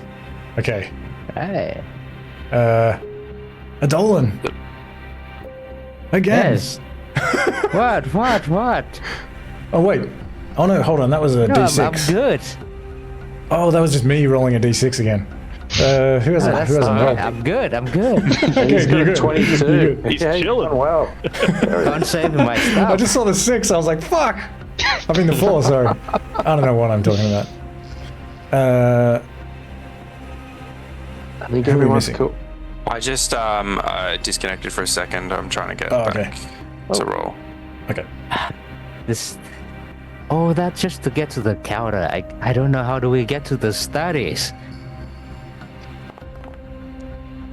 Oh, that was just a D20. So that'll be a 5.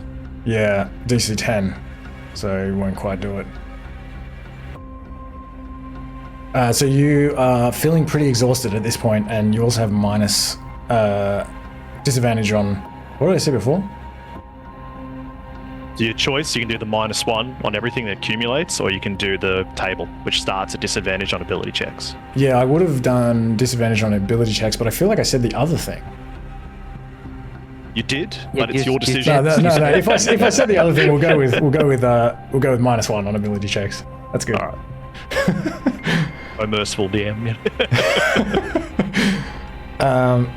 Okay, as you reach this counter, it becomes very apparent that it is covered. You see, just over further along the counter, there is this huge goose on this dish, and all over the counter is just covered in these huge feathers that look like big feathery boats. Chicken? Is it? That's Sorry? Ratty's handiwork. Yeah, you gotta make a bit of a mess when you're plucking a goose, you know?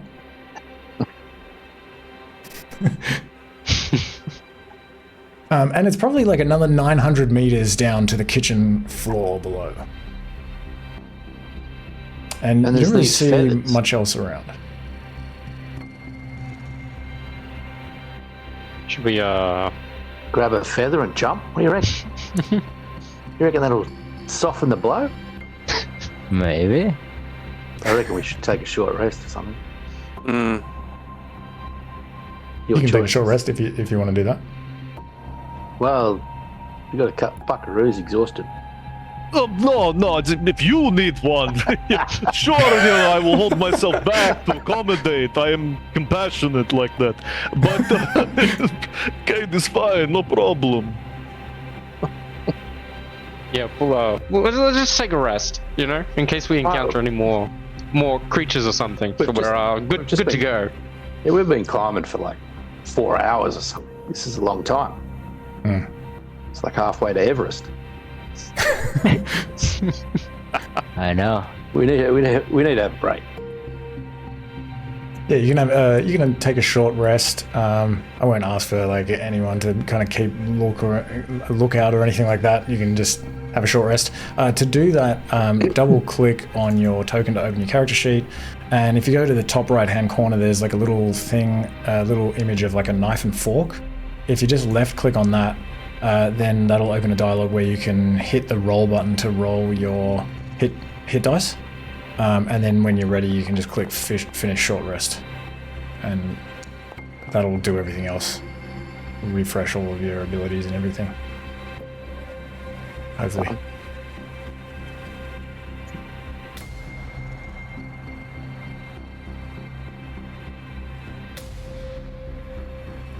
And Radison's starting to get a bit impatient, like, yeah, all right, guys, so what do we do now?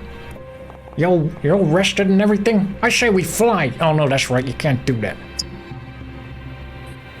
How big are these feathers? They're like ginormous. Yeah, like huge. I don't know how big even, just like...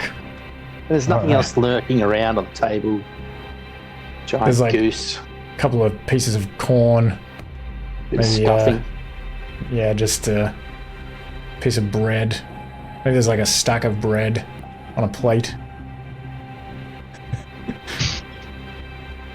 Radisson, do you know if there's anything useful in the kitchens? Like, he's a wizard. He ought to have some, I don't know, maybe magic items or scroll lying around in the kitchens, no? He doesn't keep that stuff in here. He says he's worried it'll get dirty. I have an idea. If we were to ride the feather down, I could cast web on it, and we could all stick to the web on the feather. Does that make sense? Is that a good idea? I see. Maybe it's it. I can see that it can help. It can help. Yeah. We're trying to get down, right? Off the bench. 900 meters. Is that right? Yes. I think that's right. 900 meters. I know. It's like a big free fall. But you are super tiny though, and these feathers are really huge. It looks like, yeah, I mean, I'm not describing it very well. That's true. We're like a little, just a piece of dust on the Yeah. feather. This Can we feather's even gonna take- move the I reckon feather? the feathers are. I reckon we all grab on a feather and just launch off the side. Roll the dice and see what happens.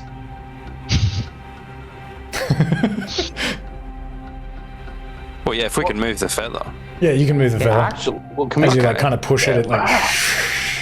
It's like a boat. So how many people can get on one of these feathers? I mean, the whole lot of us on one, or do we? What do we do? Do we split up and take one each? Hope for the best, or 2 to 1? What is it? I'm thinking maybe 2 to 1. I remember actually, I think I wrote this down previously, but I can't find it. I think approximately 2 to 1 you could fit. Buckaroo, you get the chance to ride again. That's cool. So, are you going to do the weird spider thing with the web for your one, or? Yeah. If that's going to help, we should do it. I want to be on his one. You're good wizard, right? Not like other Yeah. bloke who think us. Okay. I trust you. I pay you after with beer. Sounds good. All right, you can go 2 to a feather, and you can sort of, one of you runs along behind the other one, or both of you perhaps, like a boat, kind of launching it towards the edge of the counter and then jumping on, and you push these feathers off the edge. And they begin drifting down, you assume, towards the floor, but for you, it is just like, it feels incredibly fast, like just, there is just wind gushing past you. You have to like hang on tight the whole way down. And so, are you going to cast Web? Just on your... Who's on the feather with you? Cade. Before we get on the feather, Cade Web there. Web there. And we're going to try to stick to the web as we're falling, so there's no chance that we fall off. All right. Everyone except for the two of you, give me a strength save to see if you kind of lose your grip and kind of fly up above the leaves as you fall. Hope you guys are all right. You know, we've got business class.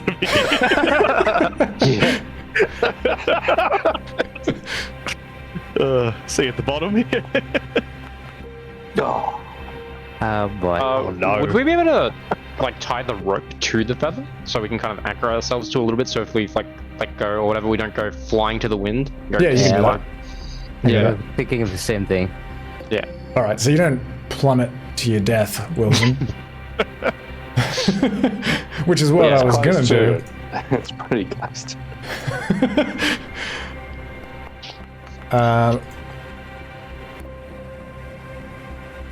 I said strength. You can do athletics though, so if anyone's proficient, you can add your proficiency. The DC is 16. You don't fly off if you're tied on with rope, but you do kind of fly, but the wind sort of buffets you and blows you up above the leaf somewhat, so that like when it lands, you kind of have to fall that last little bit on top of the leaf. So anyone who rolled below 16 with your proficiency will just take a small amount of bludgeoning damage. You just take 4 bludgeoning damage. Sure. Alright. So we've gone from back slapping into the jam to front slapping into the floor. Look, I have pretty high variance between my feats. How do I roll damage? Alright. How do you take damage, you mean? Yeah, just how do I... Oh yeah, so select your token, and then you can just go, like, right-click on the 4, and then go apply damage. Oh, okay. What was the concentration check for? Enlightened is that Goose me? probably from ages Oh ago. yeah, anyway. How do I That's all turn good. it off? If you double-click on your sheet and go to the little lightning bolt tab on the right that says effects, the second from the bottom, Oh, I in see. the character I sheet, see. then where it says concentrating web or concentrating, not the web rather, but concentrating enlarge reduce, if you just right-click that, you can go break concentration. Alright, thank you. That's all right. So hang on, you go right click on Thingo, and I've got the little bit where it's got the hit points, and it's got a little shield for toggle combat state. Where's the damage? Sorry, I'm lost. Oh, you just need to have your character sheet selected. Your token selected. Sorry, I might have said character sheet. So you can just close your character sheet, and with your token selected, just go into the chat on the right and just right-click the 4 underneath my name, and then just go apply damage. Oh, sorry, I just No worries. didn't see that. All right. So maybe let's have a 5-minute break at this point. Yep. Oh,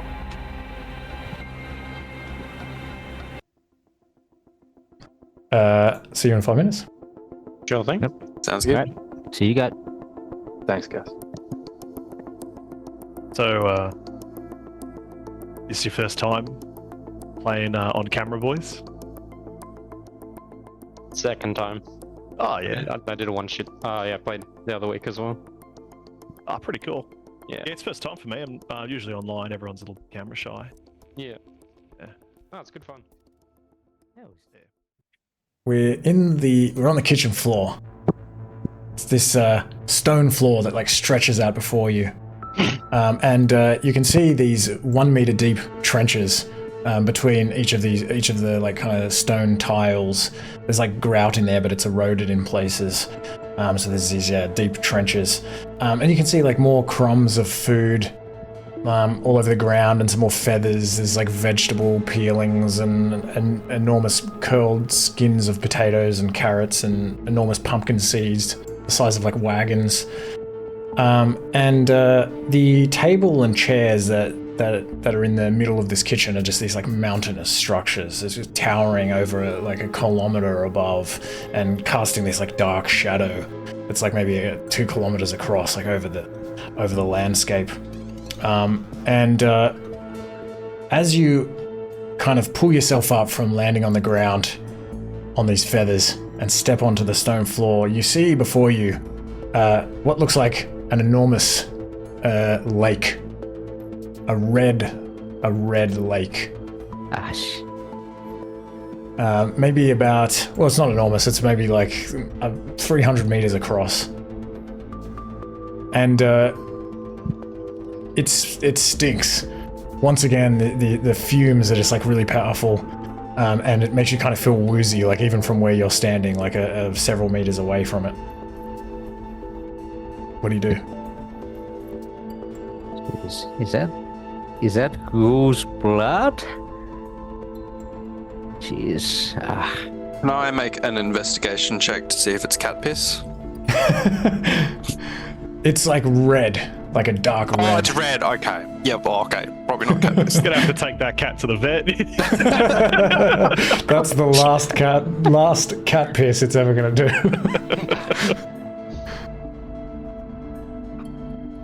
And do we?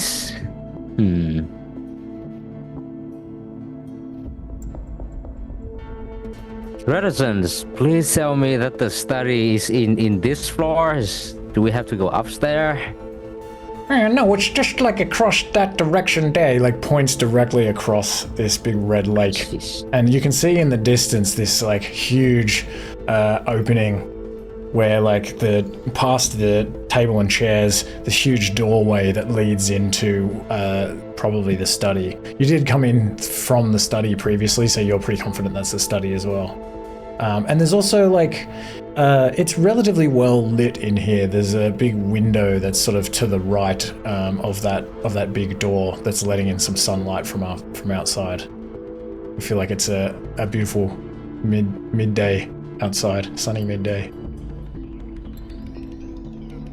So is this red lake blocking our path, or can we go around it? It's directly in front of you, but yeah, you can walk around it.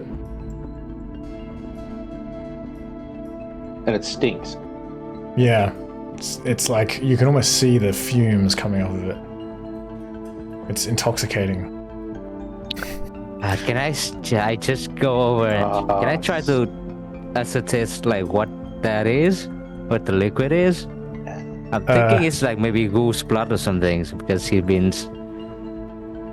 Lick it for advantage. Yeah, how close do you get to it? I'll say like close, like as close as I can before I cannot withstand the stench. Well answered. You get close enough, just close enough that you think if you took another step you'd have to make a con save. And it smells from this distance like grapes, like a strong, rotten grape, fermented grape smell. And you think this is wine. Ratty's been drinking on the job. Yeah, I ain't saying nothing. Yeah, I guess we try to go around it. I don't think we've got any choice, do we? Either that or we're going to get drunk. Don't really want to get too close to that. Okay, you can begin to follow the perimeter of this big red lake of red wine, and as you walk around, you see something ahead. Actually, you hear it before you even see it. You kind of are walking through this. There's like some crumbs and things as well. Maybe like one of them, big sort of boulder in the middle of this lake. And there's a couple of smaller like crumbs on the ground, and you're sort of navigating through these like pastry crumbs or something along the edge of this lake. And yeah, you hear this distant clatter. It's almost sounds like horses, like galloping horses. And as the noise grows louder, the ground beneath you begins to tremble, sending shockwaves through your bodies. And in no time at all, a line of russet red ants, each the size of a large horse, thunder into view, their mandibles clicking in annoyance. And you can hardly believe your eyes as you watch these massive insects approach, their armored exoskeletons glistening in the light streaming in through the kitchen window. And there's this whole chain of them that are sort of marching by along the side of this lake. And you kind of stop and stare at these things, but 4 of them seem to kind of turn their heads in your direction. They get your scent, perhaps, and they begin galloping towards you. Ah, jeez. Oh no. So let me remove this giant cookie.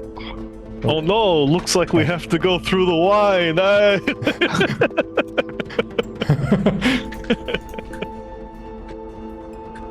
On save's looking really good. Oh yeah. Just to fail that save. Alright, so I guess we're probably coming along here. This is like the side of this lake. Let's get rid of this big fly. Oh yeah. And Cade isn't huge anymore. You know, he thinks he is. Eternally huge. That's it. You just have to turn sideways to get through doors, you know?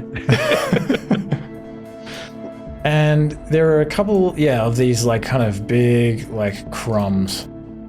Big boulders like this.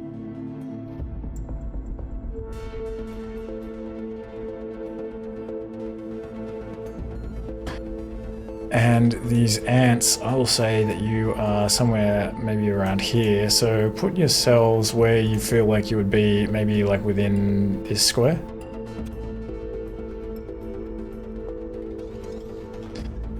And where are some ants? Some giant ants. They are running towards you. In a line as well. So those little back pedals. I thought it was the other way, so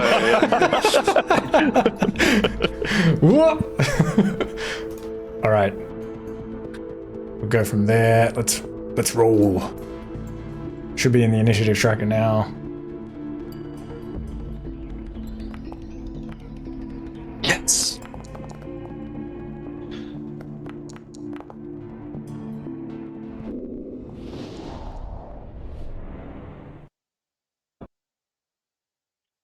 On. Okay.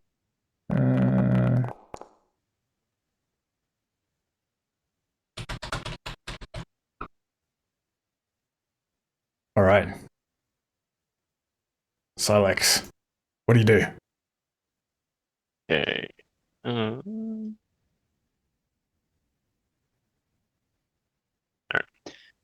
So I'll use my bonus action to get steady aim, so like advantage on my attack. Okay. So it reduces my movement to 0, so I can't like move or anything. Alright. But yeah. And I will use my If you fire at them directly behind Cade, you'll have a little bit of trouble hitting them. Yeah. I can take it. My true friend. I'll take it. I'm cool with it either way, mate. Go nuts. I mean, if he's standing right in front of me, would it end up just cancelling out? Like it would just be like I didn't have advantage? Or I would just give them a little bit of cover, I think is how I would do it. okay, yeah, sure. We'll do that. Advantage. Just misses. Yeah. That's it. Alright. Aldor. So I want to cast Shatter, and it says a 2-meter radius sphere. So if I'm looking at this correctly, that's a 4-meter circumference circle, which can hit the front 3 ants. If you hold on, where is it? If you cast it, so when you click it, you can untick use a spell slot. Where is it? I'll do it. Hold on. I could probably just. And then it's you can click this like place measured template thing. So it wouldn't be. It would only take Oh, I've You could counted get like wrong. these two. Yeah. So like each square is a meter. Yeah, I've counted wrong. Okay. Yeah, I'll do that. Okay. All right. Let me see. So it'll be a DC 14 Constitution saving throw. Okay. I'll do the top left one first and then the bottom right one. Pass, fail. So what is it? Damage and half damage. Yep. And anything else? No. No. Okay. Nice. So do I Awesome. need to roll again for the? No, that's all right. I'll just take half damage for the other one. Cool. Wait a minute. What have I done? You just rolled for me. You rolled a 10. Oh, I hit the damage for some reason. Ignore that. Okay. And then half damage. Okay. All right. Your voice kind of echoes across the lake as you chant these eldritch words, and this explosion erupts between these two ants that are running in your direction, and the ground shakes. And these ants are kind of taken aback for a moment as this spell goes off in their faces. The ant at the back, like one of its legs is just like blown away, and like some of its shell is blown off. Like all the other ants hear this loud noise, and they come. No, I'm just kidding. They Hey, let's go. It's been a good one shot, boys. Yeah. See you all. they seem intent on following whatever pheromone they're following, and so even this loud sound does not draw the others, luckily. But the one at the back here is looking severely damaged. The one at the front is looking a little bit better. Do you do anything else? No. All right.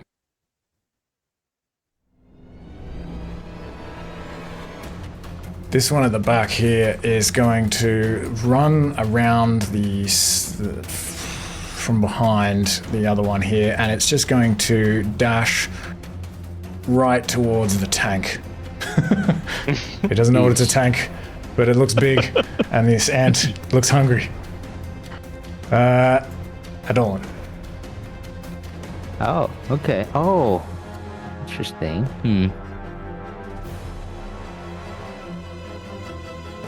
I will. What will I do? Okay, I will twin.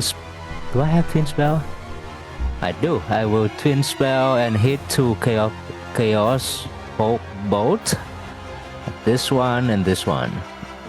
Can you do that with Chaos Bolt? Can I? Just because I know that there's a rule that says, and I don't know, like, maybe I'm wrong, that says that you can't twin a spell that has the ability to hit multiple targets. And doesn't, like, Chaos Bolt... Wait, what is Chaos Bolt? Maybe I'm thinking of something different. This is chaos bolt. Yeah, like, how does it work Just with an this? attack? Because it, like, can't it, like, bounce off and hit something else? It can, but it's like in a certain conditions only. Yeah, and you can, like, I think. target... Does anyone know Everything the you answer to said this? is correct. Everything you said is correct. You're right. You can't twin spell abilities that have multiple targets, but it is It only has one super target. niche. Like it's a weird one. it's It's up to like- you. No, You're correct. it's Everything up Because to it you, you right? says a Because, like- creature can be targeted only once by each casting of this spell. So it specifically says, yeah, I mean, like, I'm going to say you can do that. That's fine. Oh, so I can? Yeah, go for it. Okay. I'll hit this one first, I guess. Oh yeah, chaos to bolt. ping the map, you can left click and hold. Yes. I hit this one first. I Sweet. think just because like my ping is orange, so it's a little bit hard to see. Oh yeah, sorry, you pinged. I didn't see it. Yeah. Attack. Yep. Oh my god, jeez. Yeah, that doesn't work. Never mind. But What then, happens to you on a nat 1? Why do you miss? You trip over or something? What happens? I don't know. Maybe like when I try to shoot it, and then I smell the smell of the wine, it's make me nauseous a little bit. I'm like, okay, well, never mind. You like vomit on the ground like while you're mid casting. I like it. Okay, and then it's But yeah, another you can one still do for another one. Is this this one this. back here? Yep. Okay, that also misses, unfortunately. Jeez. Alright. This is not good. And I step back. That's it for me. I don't know why it makes a 13 green. I'm confused about what it's doing. Okay, and you have to hit in order for it to bounce, don't you? Making your attack roll. Yeah. Okay, Yeah. sweet. Alright. You are too intoxicated to aim properly, Wilson. The class that I'm flanking this guy because it gives me advantage because he's into the tank. Yeah, if you go around the other side, one? like directly the other side, I'll give like a +1 bonus to an attack roll. Over. You talking about? Yeah, here? like if what's directly opposite? Like there, Behind? there probably. Mm-hmm. Okay. But you, Makes sense. No, I don't like that. Oh yeah, I forgot to explain something else, which I'm terrible. Every second diagonal is 2 meters. I like that. Yeah, I really like that roll. Yeah, it makes sense for like area of effect spells. But anyway, it shouldn't matter because the green, the tracker should just kind of show you where you can move to. Well, alright. I'll sneak up behind him if this is alright here. Yeah, that's fine. We'll say you would probably need to go to there, but you can do that. What's your move? 6? You can step 1 more. Yeah. Yep. Right, and I'll. Where is it? Attack with I think that makes sense.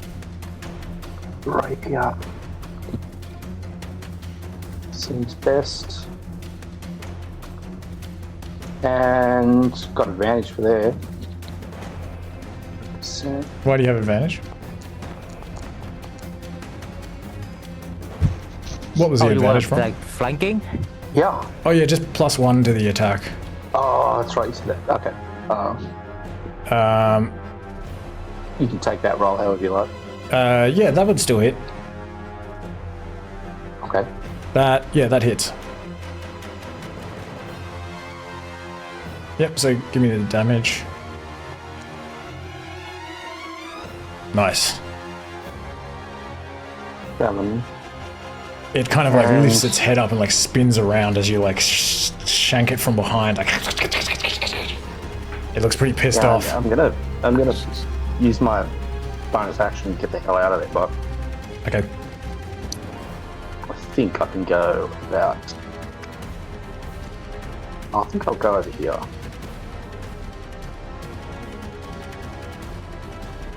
Yeah, just. You can probably go to there if you don't mind me moving. You're taking a little. Oh, I can't go to the yellow one. Yeah, you can't see it. You're right, yeah. Alright.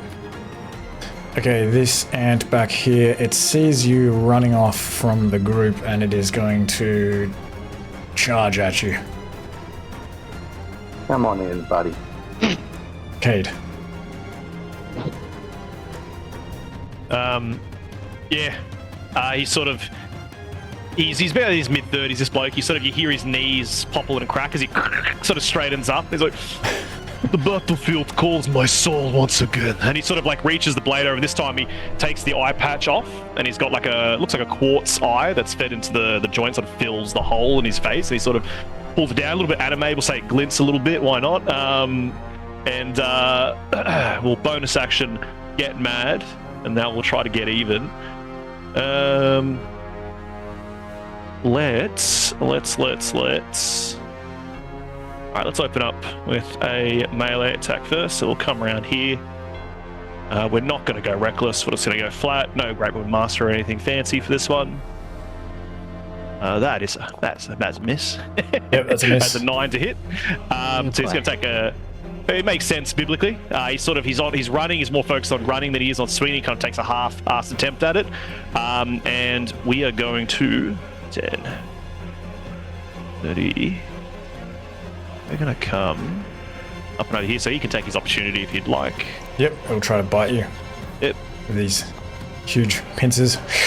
Just bites air. Yes. Just bites air. And he's going to 30. He's going to run. He's going to feline agility to double his movement. Free action for this race. And he's going to run over here. And he's going to sort of turn at these two. As he'll be like, come on, I'm right here. Get me. All of a sudden he sounds slightly like Arnold Schwarzenegger. Come on.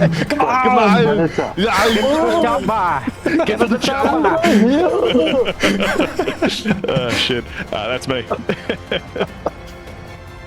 All right. You can have inspiration for the Predator reference. No, I'm just kidding. Well, I've said it now. Have it. Have the inspiration. It's up to you, man. I'm happy with with everyone getting it. Okay. Let me see. How far can these things move? I feel that they would be able to take that into account. All right. This one is going to chase you just like it did Wilson, seeing you run away. It's going to run after you and try to bite you from behind. Completely misses. Nice. And I don't think it can do anything else. Okay, this straggler at the back is going to... What's it going to do? It's going to come in to here. Just follows up its teammate kind of running after these... I don't know, maybe like slightly slenderer looking fellows. It looks like maybe they could take you on. Okay, Silex. Yep. So I'm just gonna drop my bow because stowing is gonna take an action. And I'll draw my rapier. All right. And I will move here, and I will use my booming blade. Okay. I'll just make my weapon attack.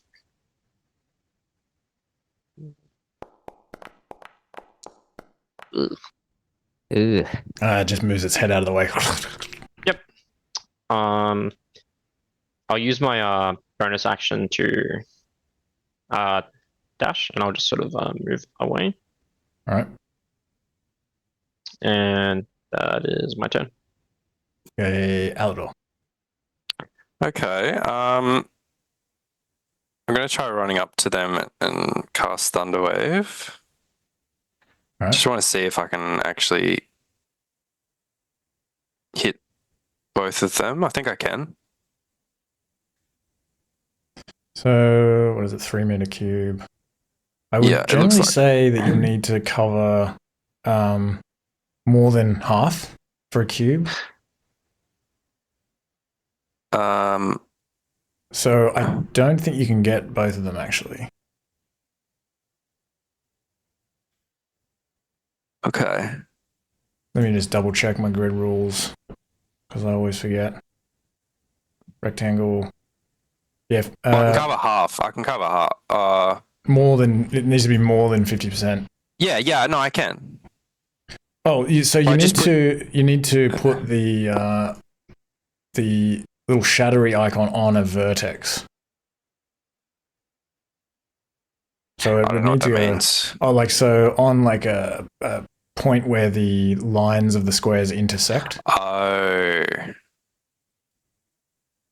Yeah, sorry. I have a here. Let me show you that I'm not just being an asshole. Here's my Adrian's grid rules. Down the bottom, I have rectangle. Okay. So, can I just go back to where I was? Yeah, sure. I'm sorry. I'm not going to do the Thunderwave I thing. ruined your plans. Yeah. In your mind, you picture yourself running up there and casting Thunderwave, and you're like, What are you doing, I wish, my I friend? wish. You're a wizard. Stay back. Okay, I'm going to move back here and just cast, actually, back here and cast Ray of Frost on the nearest one. This one? Yeah. Okay. Third time lucky. You kill it. It was on one. I was on one health. Yeah, it was on one health. Nice. Oh, So this There we ray go. just like as you oh no, you didn't actually run up to it. You sort of step over here and this frost just like hits it directly in the eye and just kind of creeps over its head like and its body just like kind of breaks apart and it just collapses. Sick. That's my turn. All right, Adol. Okay. I hope I'm saying everyone's name correctly. It's fine. I was just gonna try to throw it. So this one is the one who dead, right? Oh no, I'll remove it. Oh, That one okay. is looking healthy and angry. Healthy.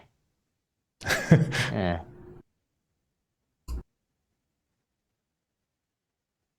Eleven, 15. Okay, you know what? Let's try the same trick again.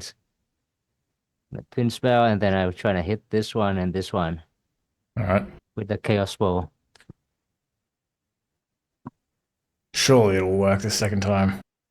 Yeah. You know Well, what? I shouldn't say Actually, that. It's not gonna work. It's never gonna work. Screw it. Okay, no. Let me try this one first. So this one first.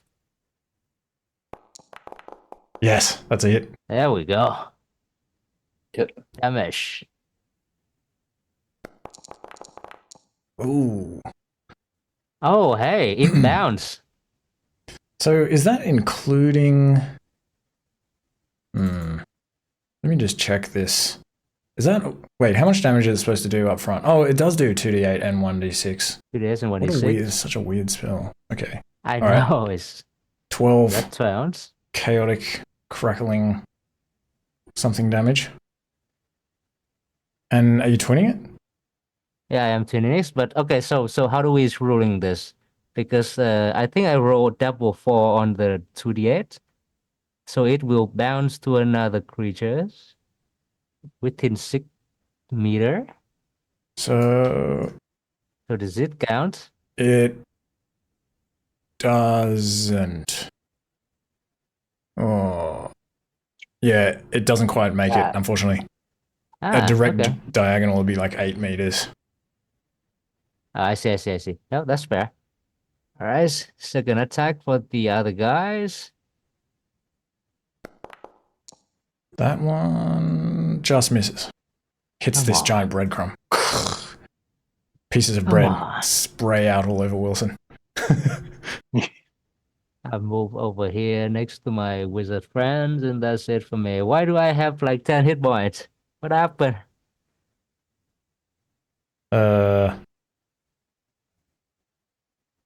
I did think you I think you, accidentally apply the damage to yourself? I think so, maybe. I think that would add up. Yeah. took, oh yeah, you took 12 damage. Took the 12 instead of the ant. Maybe I did that. I might have done that. I've been known to do much weirder things. Did the ant take the damage? The ant didn't even take the damage. I think it was me. Ah, no. Why do I always have your token selected for some reason? You know I love you. What was the damage type? It was... These were 12s. I was what is Maybe it? fire Number damage. 4 is a force damage. Oh, force damage. Oh, you rolled it. Okay, sweet. Alright. Wilson, you just got sprayed with bread as this wild chaos bolt just like exploded in the side of this Alright. giant If I wanted a crumb. sandwich, I would have asked for one. Righto. I'm going straight in. Don't need to move. It's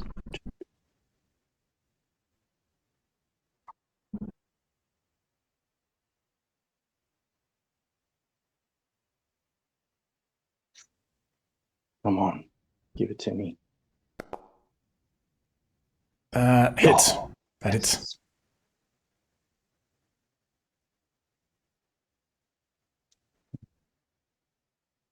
Damage is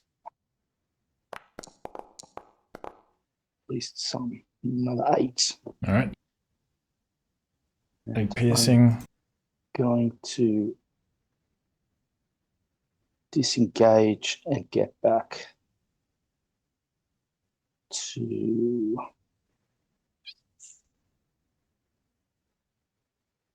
Who's that next to me? Who's that? It's me.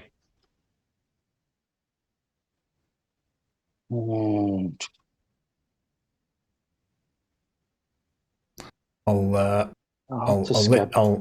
work out what this ant does while you. Yep. Oh, well, actually, if you're going to move away from it. Yep. It's going to try to have a bite at you as you run away.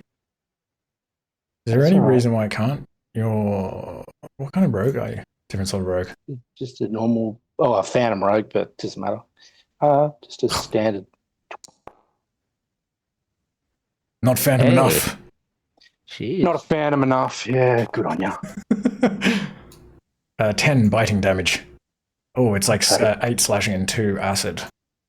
Jeez. Just like on your back as you're running. He tears off a bit of your cloak. You wearing a cloak? I can't remember. Is that a grapple as well, is it? Yes. Thank you.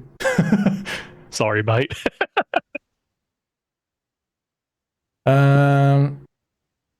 It's all right. Yeah, it does grapple you before you're able to run away. So as you're trying to like leave that square, it just like gets you in these big kind of mandible type things. It's all right. Pincers. Take it.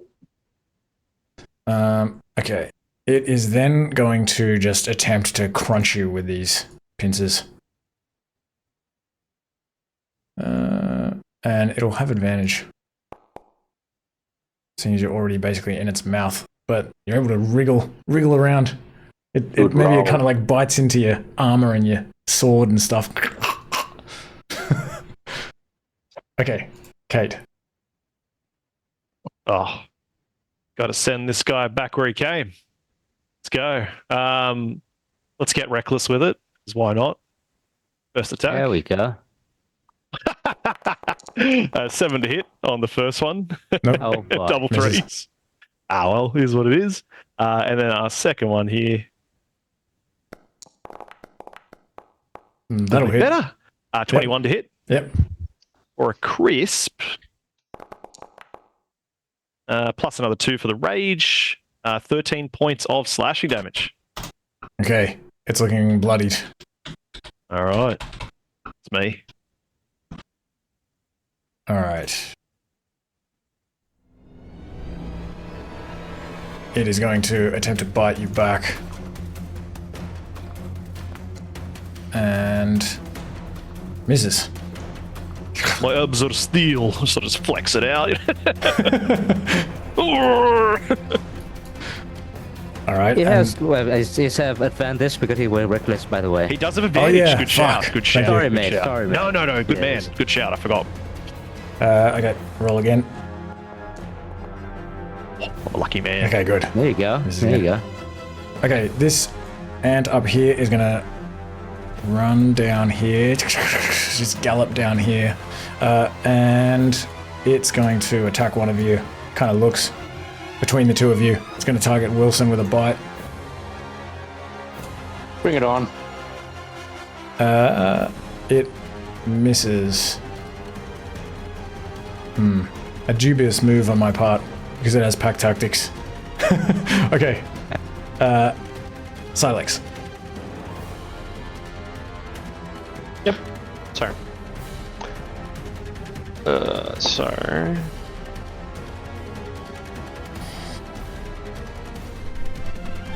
I'm gonna try and booming blade it. The one that's sort of right here. All right. Yep.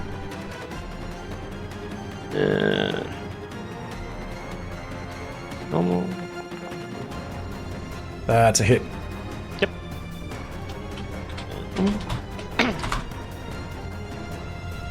Six. All right. Plus 6. my sneak What's the dice. snake? That's Yeah. Kill it. Nice. Condition dead. Rogue. I'm just gonna give it a swift like stab, like straight through the neck area. Just pierces all the way through. All right. Like the sword just comes out the other side. Yeah, through the other side. Nice. As you pull it out, all of this like black blood just like sprays out, and it just kind of like thrashes about and like collapses on the ground before you. And Oh, sorry. yeah, no, that's it. That's my turn. Yeah. Okay. Mr. Alador Tamalthar? That's me. That's it. Which one's dead, sorry? The front one or the... This one. Okay, cool. Okay, I'm gonna step forward, and I think... what's my range for Ray of Frost? 12 meters. That's You can't quite do it from there.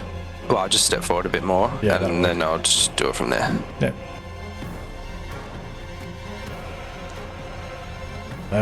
Miss. Okay. Rats. That's my turn. All right. Adolin. Yeah, so this one is grappling Winston, right? Yes. yes. He's look bloody.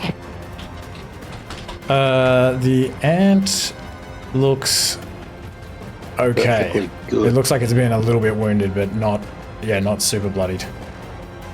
Ah, okay.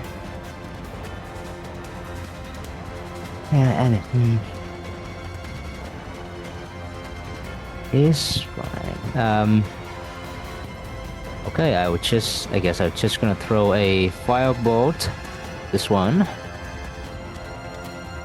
Attack. That hits. Come on. Oh, that hit. Nice.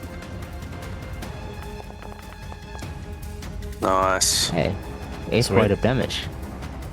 Oh fuck! I think I did the same thing again. I think. Yeah, you damaged me again. Oh no. Why does that keep Why? happening? Sorry, man. Hold on. Did I do something? Is that something personal? So You like, I don't dared know, to it's like- attack my ants. Okay. Did that work? Did I hurt you again? No. All right. No, okay, no, good. no. Now it's looking bloody. There we go. It looks over at you. You see these antennas kind of moving as it like sees you. It's got Wilson in its mouth. It kind of like looks up at you. Okay, Wilson, what do you do? Do I get out of this mess? So you got to use I an can- action if you want to try to escape. I can use like my cunning action to disengage, can't I? Yeah. Just- But you're grappled, so you can't. I don't think it works. You gotta like make an Doesn't action work, to break does it? free first, then Yeah. you can disengage to walk away. Yeah. Or you Yes, can go well, offensive. It is look bloody. I know. I saw that too. I was thinking, just go Kill in. him. whilst Go I'm for here. glory. Yeah. I'm going in. There we go. There we go. Might chop me in half, but doesn't matter. That's my rogue. Get Doesn't him. matter. I can take him down even as a torso.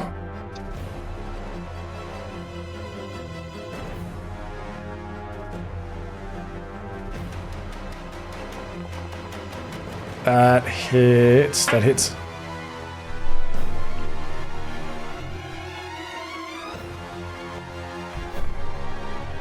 Six. 6 damage. Come me on, see. finish him. Finish him. Okay. The ant definitely took the damage. How are you kind of like stabbing it while you're in these pincers? Look at the rapier. It's like, it's underneath, so it's going. It's right up near its pincers. It's trying to break its grip from me. Trying to come up through the bottom of its head. These like black eyes are just sort of darting around, like looking like directly in you as you're just like stabbing it from below its head. So I've got a cunning action as well as an action still. Okay. Why not? I'll use the action to break free. And Will you? So you And I have use the cunning action action. as well. Use the action to attack. So the cunning action sorry. would be So yes, the you would be able to next- attack as a I don't bonus have action. another one, do I? You can only dash, disengage, or hide. but disengage is not enough to get out of a grapple. No. Tough titties for me. Okay. Just nothing I could do. All right. I think. In the grips of this ant. Nothing I've got left. It's going to try to finish you off. Yeah, go for it. See, give me it. It does. It does manage to bite into you. And it does 10 slashing, 8 slashing and 2 acid damage. I guess you can see this kind of acidic, I don't know, I haven't taken any chemicals dripping damage down from its... before. Why not? So in order to take the damage, just with your token selected, just right click on that 10 and go apply damage. Anyway, don't listen to me, I keep damaging the wrong person, I'm the worst person to tell you how to do I'm it. down to 7. Okay. Okay. Because I had Shit. 10 from before and 10 again. So I went from 27 down to 7. Oh, well. Okay. You've Keep been looking grim. eaten by a giant ant. Cade. It's alright. Sort of. Any audibles from Wilson? Is it like ah? Any yelling or anything, or are you just stoic to the end? What are we talking here? Motherfucker! It's about all I can say. Sort of looking sort of in front of me. It's like like that. Gotcha. Yeah, sort of look at the bloke in front of me like, I'd stay and dance, but my friend needs my help, and I'll sort of like arc forward with the sword, and we'll try to try our best to finish him off. Reckless. Okay. Our first attack. The 19 on the die for 23 to hit. Yep, definitely. Alrighty, show me the money. Shall roll it from the here. That'll do it. Alright, plus the 2 from rage, 10. Yep. It's dead. Alright, sort of shish kebab this guy as he sort of used the momentum to throw him off the sword as it jut upwards and sort of turn around and with a battle cry, come run it over here, and we'll pop feline agility again to get our movement across. So I got that back by not moving on the previous turn. Yep. And we're going to come up behind this guy and try to just sort of giant stab him up the arse. So our If second attack. If you stand there, you're going to +1 on your attack. Oh, I'll take it, mate. Just for that, I'll roll from the sheet. How about that? That does is it. 17 to hit. That does it. Alrighty. Alright, finish him. How do you Or kill this There remaining we ant? go. Alright. So, as you're sort of being ripped by this thing, Wilson, and you see your feet are just lifted off the ground, you sort of hold onto the mandibles, stabbing it up underneath. You see an explosion of oily black and red blood sort of erupt out from behind, sort of splatter all over you. You look like those seagulls from the Oil We're Sorry commercials that are out on the beach covered in black. And as you sort of look up, you see Cade's panther-like head sort of appear through the front of this thing's face as he kind of tears the mandibles apart from the inside. He kind of dropped down, and he's just absolutely drenched matte black. Is, are you all right? I owe you a beer, buddy. That's it. I'll take that. Don't forget, because I will. Sort of, as the battle comes to an end, he's become an old man slowly. That's level 2 exhaustion. Shit. There you go. Not a young man anymore. So, okay, so we're doing this the way that you were telling me about before, which is now minus... So how does it work? Just -2 to everything. -2 to everything. Okay, sweet. Yeah. All right. But otherwise, you can watch the rest of the ants march on by. I'm trying to resist singing a catchy song about ants marching by. Yeah, after a moment, the ground stops shaking and you are free again to continue on forward. What do you do? I'm feeling pretty bloody ordinary. You need some. I don't know if Anyone any of got- us have anyone any got any- healing. Healing. I can give you a potion. Well, it's either that. Yeah. Or Either that or we. well, do we long rest? I don't know. We got an exhausted barbarian. Where are we going to long rest? Well, behind one of those rocks. The bits of bread. It There was a bit of bread. Bread would make a good bed. You could dig a cave in that bread. We could just eat and just But it's eat also- our way in and sleep. But Radisson's this like, can also lead some ant over, you know. I don't feel comfortable I wouldn't feel hiding safe. behind food. yeah, we we can might keep get moving for eaten now. along with the food. Yeah, I don't know. Don't have to. Well, here, drink this What's this the potion. potion? What's the potion? Just a potion of healing. Standard potion of healing. There you go. Thank you. So to roll the potion of healing, if you click in the chat on the bottom right, or actually, you might be able to just do it from your character sheet if you just click on it. It may just roll it. I don't click it right. He clicks it. I've got the potion. Yeah, like if you just click it in your character sheet, yeah, then if you just hit that healing button, it should.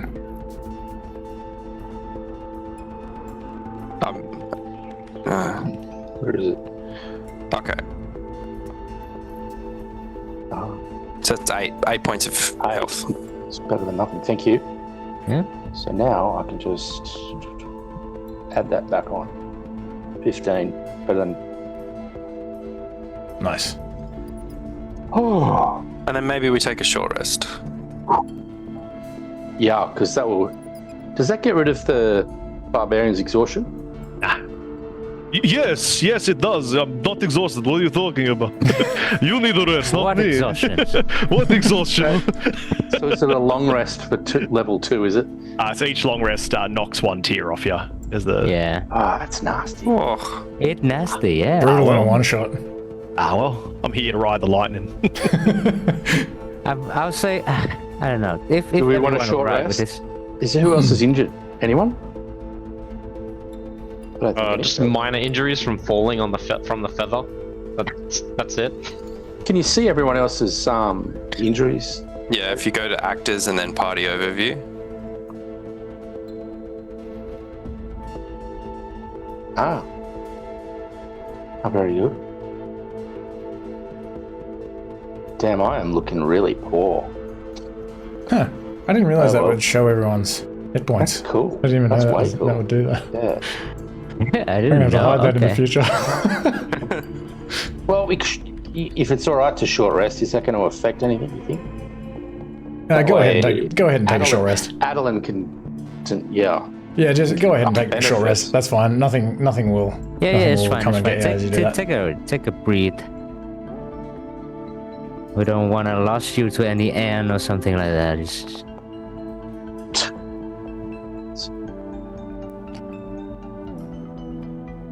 All right. That's something back.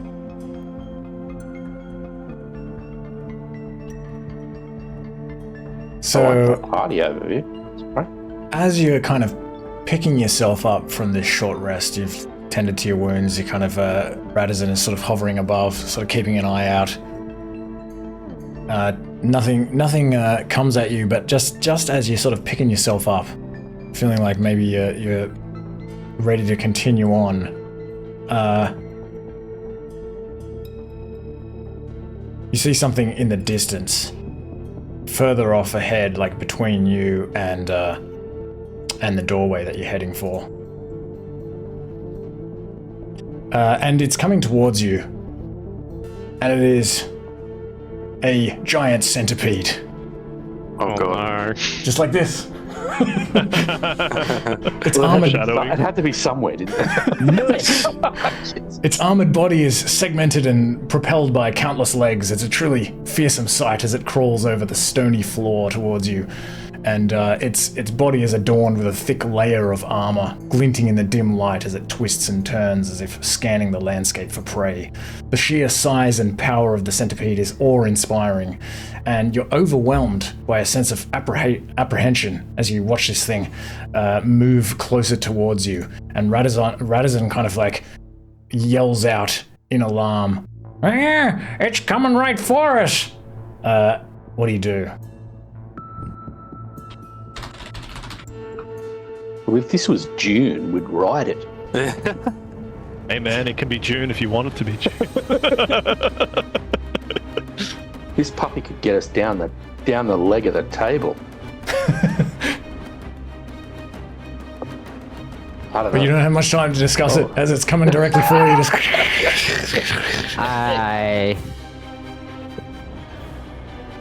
I find somewhere that I can hide, I guess. Just gonna make sure I'm at the back of the party. where do you hide? You can look around. You can see. Well, there's like a bunch of breadcrumbs and like lots of vegetable peels and things. Why is that all my food in it? Oh, it's a fucking kitchens. Never mind. I hide behind the big barbarians. How tall is it? How tall is this thing? This thing is. Let me see. Did I write this down? It's massive. It's fucking massive. It's like towering above you as it's approaching you. It's like a dragon, basically. Yeah, it's like a dragon. Easy. A long dragon. Hiding in a breadcrumb sounds pretty good right about now. Yeah. Sort of get our way in there, sort of dig out a little bit, Fucking start eating whatever's faster, bit eating, bit of shoveling, your way in. Breaststroke, What does everyone else do? We gotta hide. We gotta get away from this thing. Yeah, probably gonna try and hide. There's no chance of jumping on its back and riding our way out. All right, give me a stealth check if you're trying to hide. Oh god, so we're all hiding. Well, we're trying to hide in the bread then. The bread. Not good.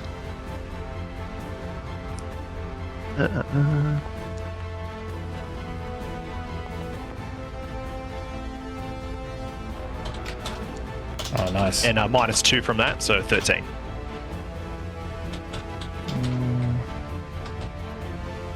Okay. Nice. You are easily able to eat your way into this bread and hide. Silex, you struggle a little bit. Why do you struggle to hide? I think I've just tried to dig my way into this breadcrumb or whatever, but it keeps breaking apart as I'm trying to hide in it. There's just crumbs all over the place. Yeah, it's god damn it. I swear I'm good at this. But you're finally able to clamber inside there. You're kind of hiding there in this sort of kind of fluffy, porous, bready, whatever it is, material.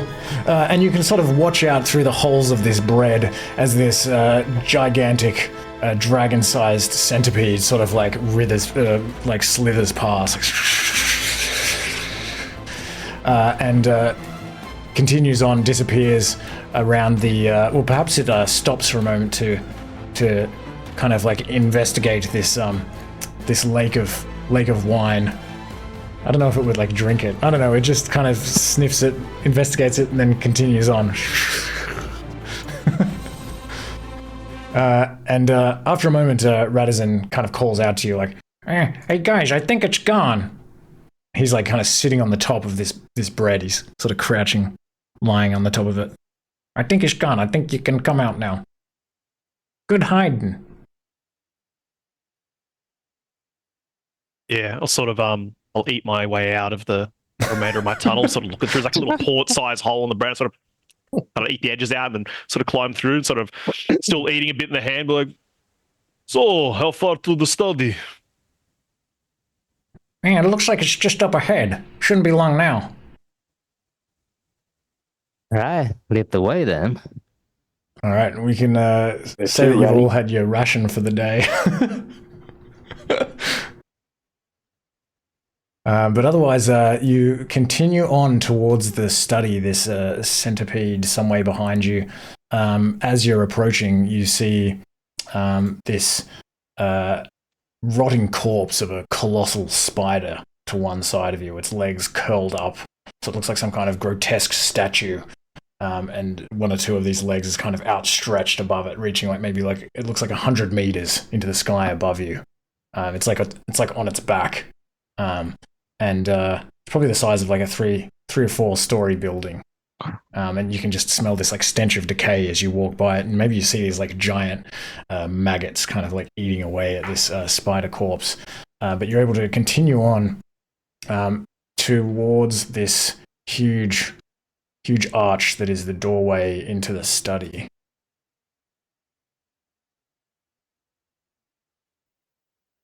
And at this point, it's as if you are standing at the entrance to a vast forest of impossibly tall purple trees, maybe 500 to 600 meters high, with a dense tangle of chaotic underbrush, except that the underbrush is actually made of like tangled white beard hairs. And there's also like pieces of food and dirt and other debris kind of caught up in this like tangled carpet forest. And you can't really see past these purple trees. They sort of tower above you. So you can't really get a sense of like how far this forest stretches. Although you do remember when you were in here before, there was this kind of big rug taking up like a large portion of the center of the room. But the ground within the forest as well is kind of like crinkled and uneven, creating these like steep hills and deep valleys, twisting and turning in a chaotic maze that seems impossible to navigate.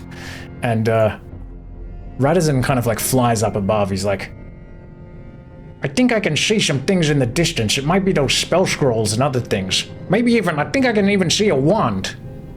We just gotta keep on going that way. Can we see the old wizard? As you look around for the old wizard, you suddenly feel this thunderous, earth-shattering, shaking feeling. You hear this like massive crashing sound. It's just, and the ground just kind of shakes and nearly tips you over. And you look up, coming into sight above these purple trees. You see this giant brown slipper. And above the slipper, these long, bare, hairy legs disappearing into darkness inside this giant robe. And you can look up, and far above, maybe like a kilometer and a half above, you can see this huge white, dangling wizard's beard kind of dangling down. And it looks like from up above, like this old wizard is like eating something. Oh no. It's like super loud, and he's kind of like stumbling around. Yeah, maybe you see like a giant crumb just like fall down like into this forest. I don't suppose I could cast message. Ooh. Message. Interesting. Would that break the adventure if I was just No, you should told break him the that we're adventure. here? What does it say? I'd say, hey man, you shrunk us. Hey, you've shrunk us into tiny little creatures. We're currently beneath you at the edge of this carpet. Maybe you'd be so kind as to return us to normal size. Can you reply? I Yes. feel like you can. Yeah. Okay, Only I can hear it. you hear this like, who's that? Who's there? Who said that? And Oh, it's me, the wizard that you shrunk. who? As he, how many? Do you have like a limited number of words or anything, or can you just say as much as you want? I don't remember. Yeah, I don't think you have any limit. No limit. Okay. He's like, oh, what was that? And you hear this kind of shaking and shattering and everything. Oh my god. As he begins kind of, you see up above, he's kind of like looking around, like, and at that moment, he steps like really close to where you are. And as he like steps down on this carpet and many of these trees kind of like bend downwards, you see something that was perhaps sitting within these trees launch up into the sky. And you look up and you hear the sound of wings flapping in the air as this grotesque creature, a horrifying hybrid of human and vulture, emerges from these fibers, just having to fly out of the way of this giant slipper crashing down. And the stench that precedes this creature, which is obviously the Vrock, the demon, reeks of offal, nearly overwhelming your senses. And Radazan points at this thing. He's like, that looks like the fucking Vrock. But you can give me an Arcana check, anyone who is proficient in Arcana, if you want to learn any details about a Vrock, or see if you can remember anything. It's not a Vrock. Oh, I rolled a 2. It's clearly a dust Die.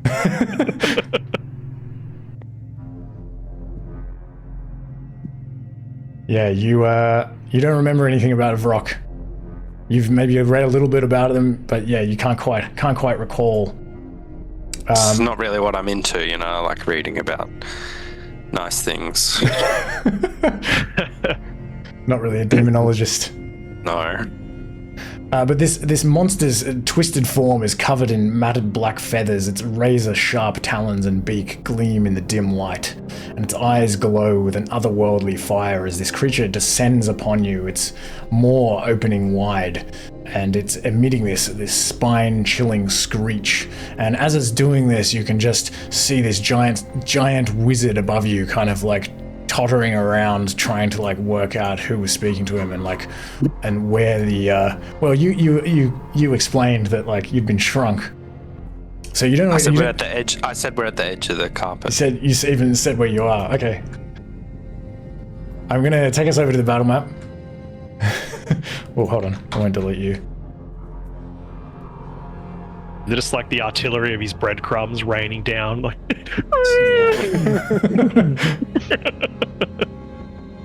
And I'll try to make some carpet real quick.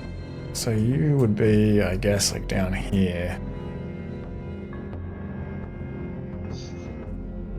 I love that this guy's too geriatric to help us. It was a good plan, you know? What? Voices again. I'm a wizard, but I have no idea what a message spell is.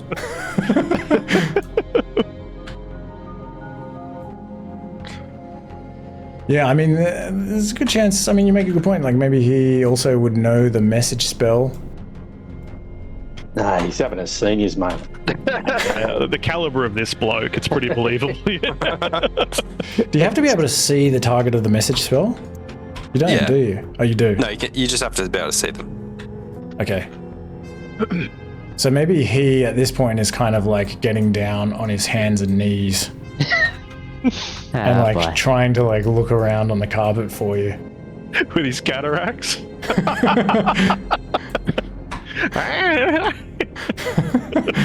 Whoa. These are, I don't know if this makes sense. This is a giant carpet. These are these big purple trees. Oh, I see. And we'll limit the map to like this. And put yourselves anywhere within this area.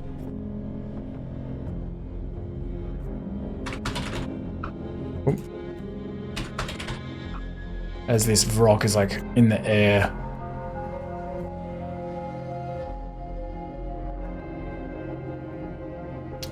Well, it's interesting because if these things are kind of like sticking up like this, it's going to make it hard for the Vrock to like fly around in here.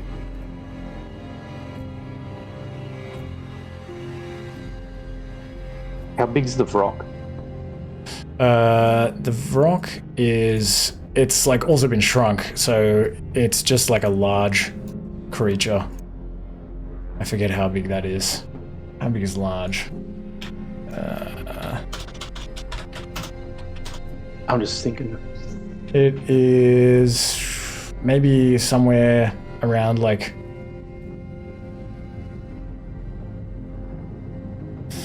maybe around like 4 meters tall, something like that. Yeah, 3 meters. And what's the gap between the things? Because I'm just thinking that maybe it has to fly and we can all hide underneath it. Yeah, but I'm thinking maybe that's just the GM making an error with the map. Give me a second. It's okay. Because that wasn't intended. Let me give it a bit of space so it can kill I you. was just gonna take pot shots at it until it's gone. Too easy. Gosh. And now we've got the randomness of it. The rock can go anywhere. Right. Kind of looks like one of those Connect 4 things or something.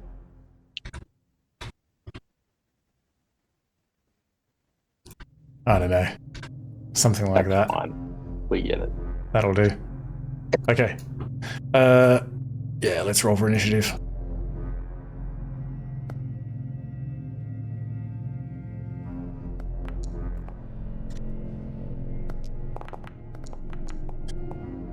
Alright.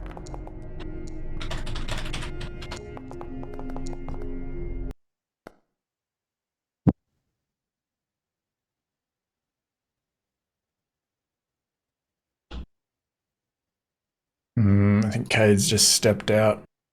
I will roll for Cade.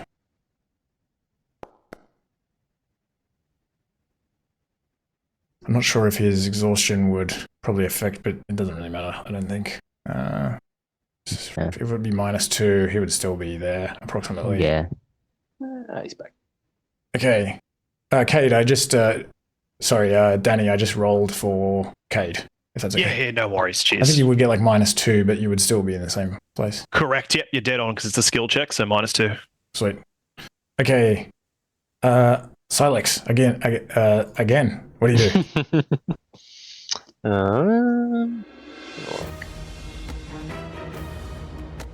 I will walk up. Oh, sorry. It is probably about like at this point 6 meters in the air. Oh, okay. My bad. Yeah, it's okay. I'll just move back to where I was then. If it's the case, I'll just use my bonus action to give myself advantage Okay. on a ranged attack. Alright.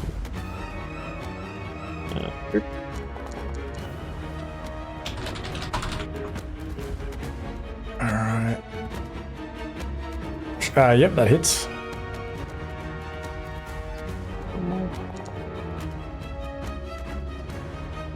And because I have advantage, I can apply my sneak. Alright, as this arrow like kind of pierces its wing, it just kind of like opens its beak and just like laughs at you, and you kind of feel like that was a really good shot, but it just didn't seem to have the effect that you were hoping that it would. What the? This is not going to be very easy. And I'll pass my turn over. Alright. Adorn. Hey, jeez, And actually, okay. I think this thing might also have some kind of... No, never mind. Go Legendary ahead. actions? Is that it? Yep, that's it. I wonder if it's have legendary resistance as well. Yeah, you know what? Let's try it. I would try to cut reduce on him. See if I can reduce it. Yes, cast spells. Alright, So con save. DC 15 con save. Pass. Close. Okay. It furrows its weird bird eyebrows and resists this attempt to overpower it with this magic and shrink it. It kind of spreads out its wings and lets out another like screech. That's Wisdom. it for me. So, arrows don't seem to affect it.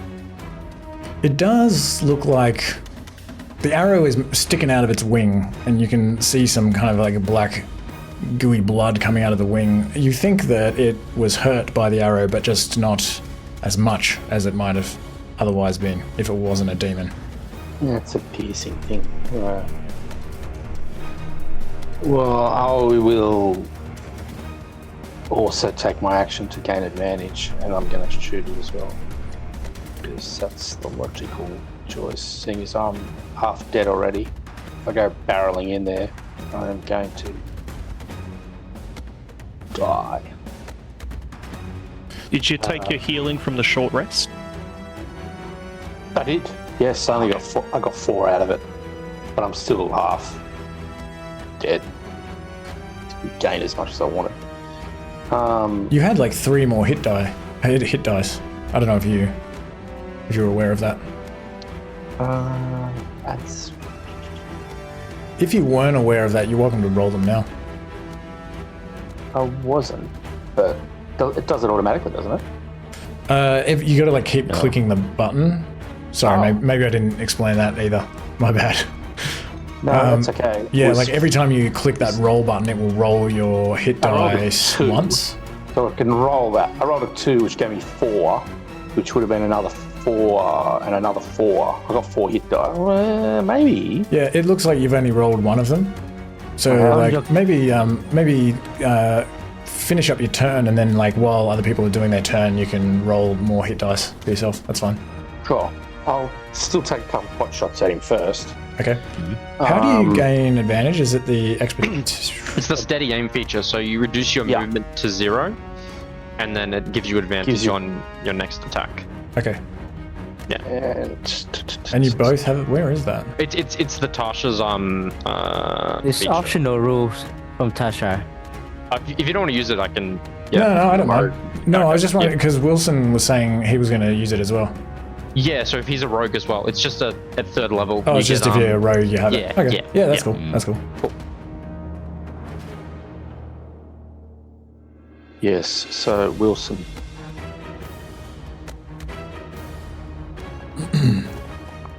That's a hit.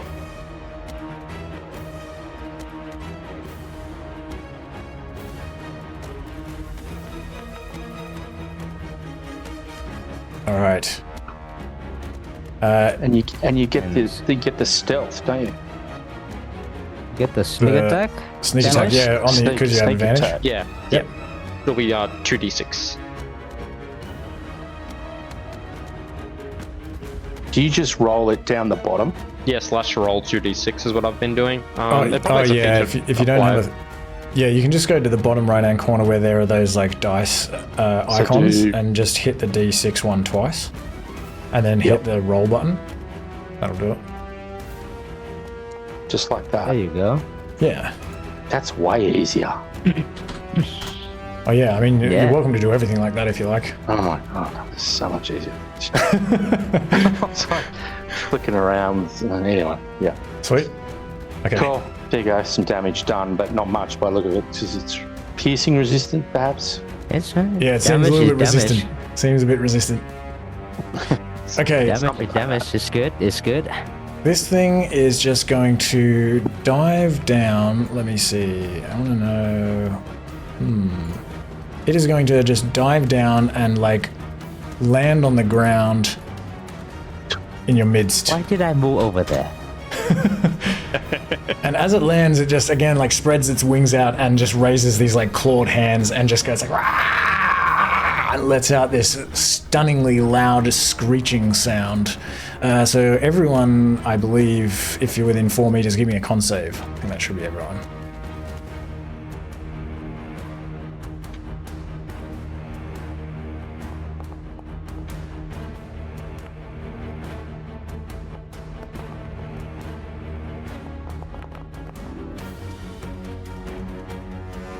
Okay. It's the DC. The DC is 14.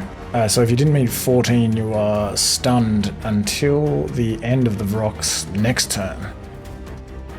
So Alador and Silex. Yeah, I'm stunned as well. Yeah. Okay. Right.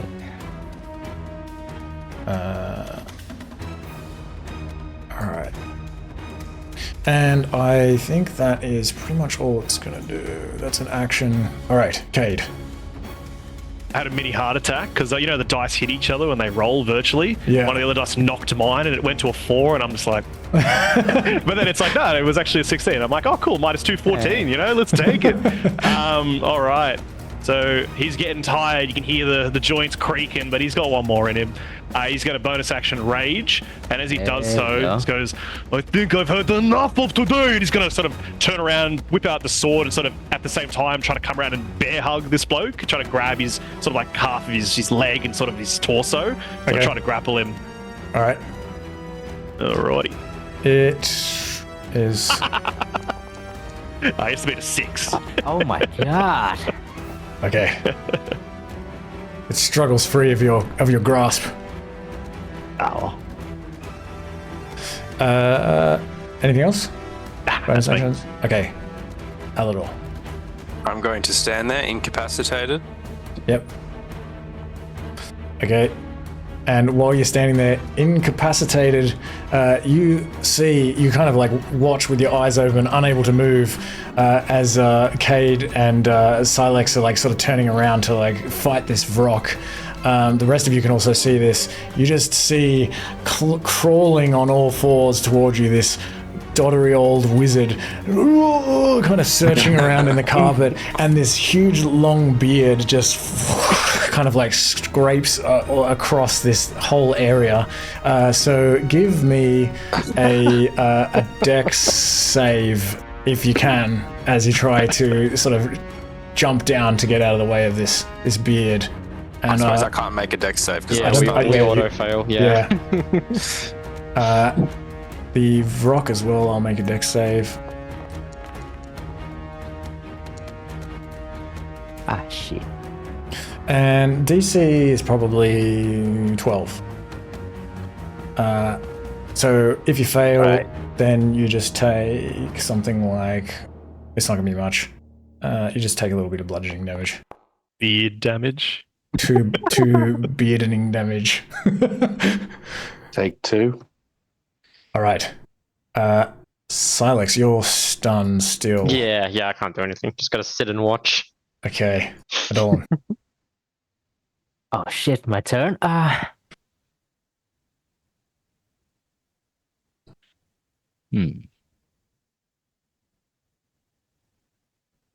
Yeah, let's try that again. I'll try reduce on the rock again.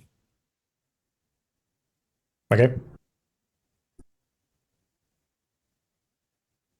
All right. Oh, hold on. Actually, it is going to passes anyway. Jeez. Okay. By the way, just a reminder, I'm a wild magic sorcerer. Eh? Oh yeah. That's something I don't know how to deal with. I Give me know. a second. It's okay if we don't have to do it. No, we should do it. We should do it. Where is it? In your features. Is it Tides of Chaos? It's the wild magic surge, I think. And I just basically say that there's a wild magic surge. Is that how it works? Yeah. Whenever you cast the spell, you can just whenever you feel like it. Do it now. Do it now. Do it. So you just roll a D100, is that it? Roll a D100, yep. All right. Maybe you shrink yourself. Or maybe you grow like 20 years older 54. or something. Wait, what is 54? Wait, no. Oh, you could have used that earlier when you were sniffing the alcohol.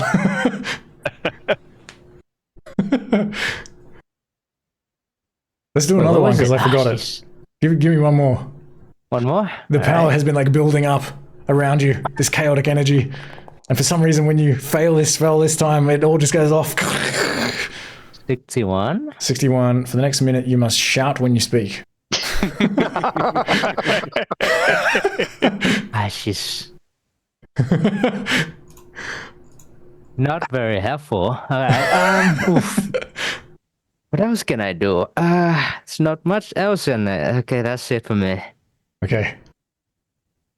Maybe you'll get the wizard's attention with your shouting. Although it's probably just like. Okay, Wilson. Is the Vrock engaged with anyone? No. If anyone's within melee of it, like 5 feet, you can get sneak attack. Yeah, because it's distracted basically. Well, I'm going to move in. Use sneak attack. and use. And you can have +1 on the attack, because I think at this point it's pretty well flanked.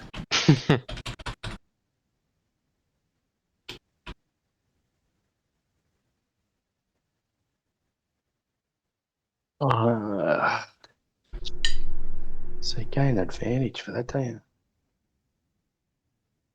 Just +1. So it's just +1, is it? Yep.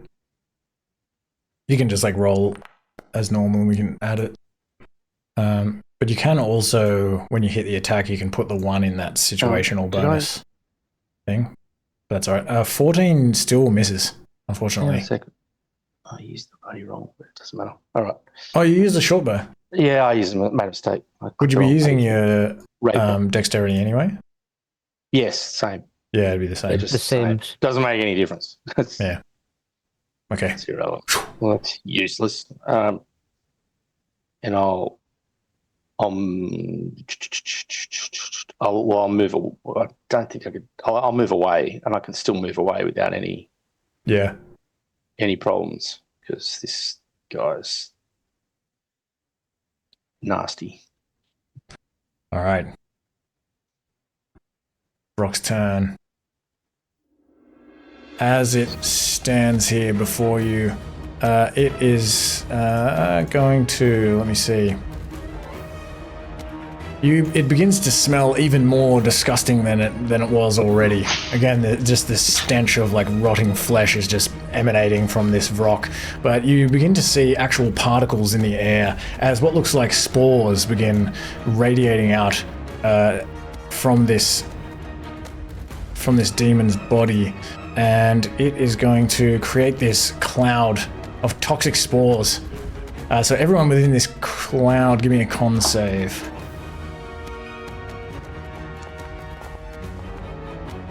Safe. And I think if you're stunned, you can still make a con save, right? It'd only be dex. Yeah. Okay, so Cade, you are poisoned, and you take some damage, but only at the start of each of your turns. It doesn't look like you take it immediately. Yeah. Repeat saving throw at the end of each turn. Okay.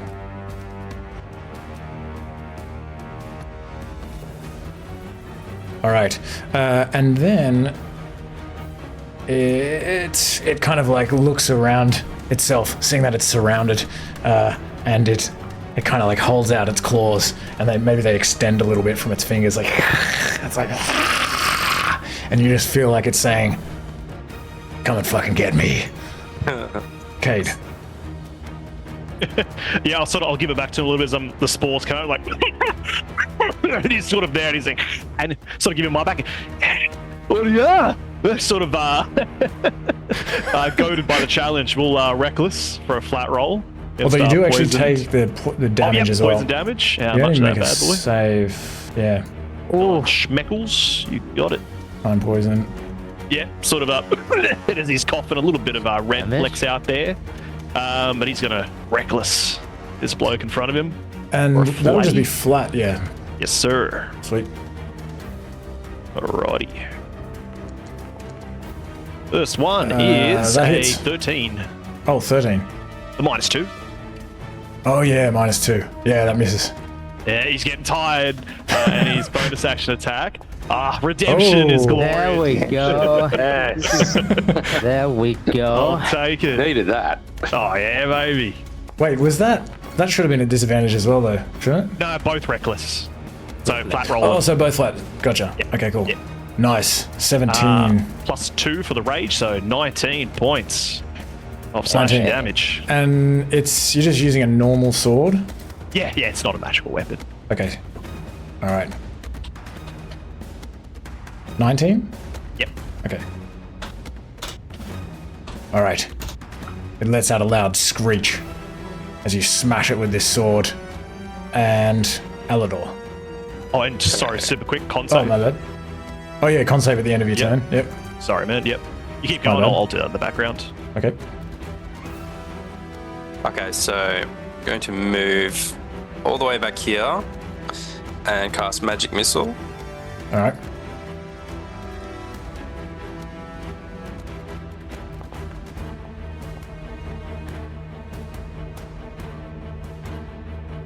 Seven fails, unfortunately. That only did 1d4, so I need to. Oh, so I'll just like triple it. 3, so 9. We can roll them all separately if you want to. If you want to Yeah, why not? see what's in chest number 2. 5 damage. All right. 5 damage, 5 force damage, isn't it?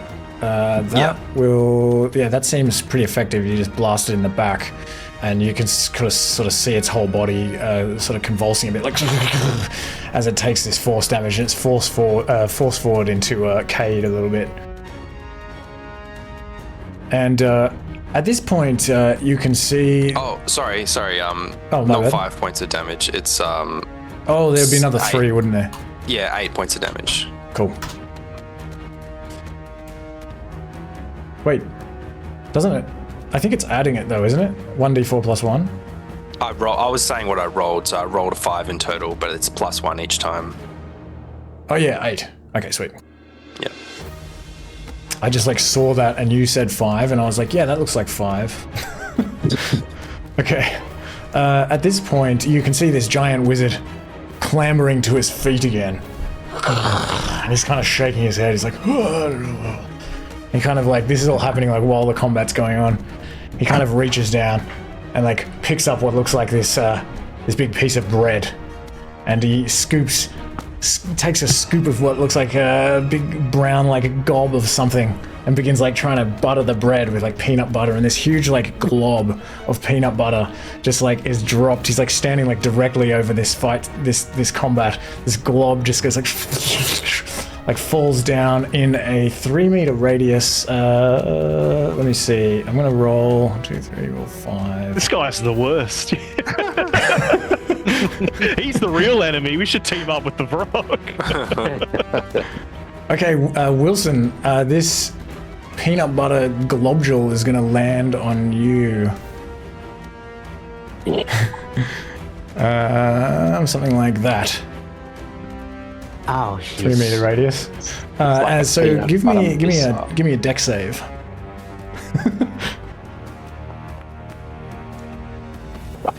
Okay, 13 is just enough. You're able to sort of like jump out of the core of this this globule of peanut butter. Catch some on the way through. Good shit. However, let me see. Now I can't move. Stuck in the butter. Yeah, you're okay. We'll see what happens on your turn. Silex. I'm just gonna drop my bow, since I'm no longer stunned. I can actually, and then I'll strike at it with my rapier. Okay. I'm gonna use the booming blade. Is what I mean when I say strike at it with my rapier. All right. Yeah.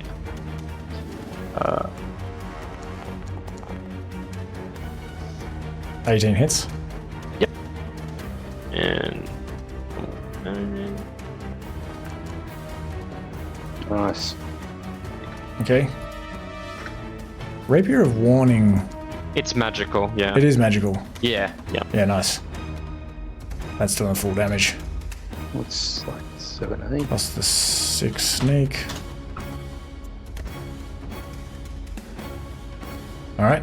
Anything else? There's some area. Is this still the poison cloud thing, or is it just like a spell sort of deal? Yeah, it was like once off, so I guess they're dispersing now. I was just kind of leaving it there so I remembered. Okay, yeah, I was just wondering if it's like a dangerous area or anything, or if it's I don't just think it like... is anymore. I think it was just, yeah, it was an instant thing. Okay. But was anyone then- poisoned other than Cade?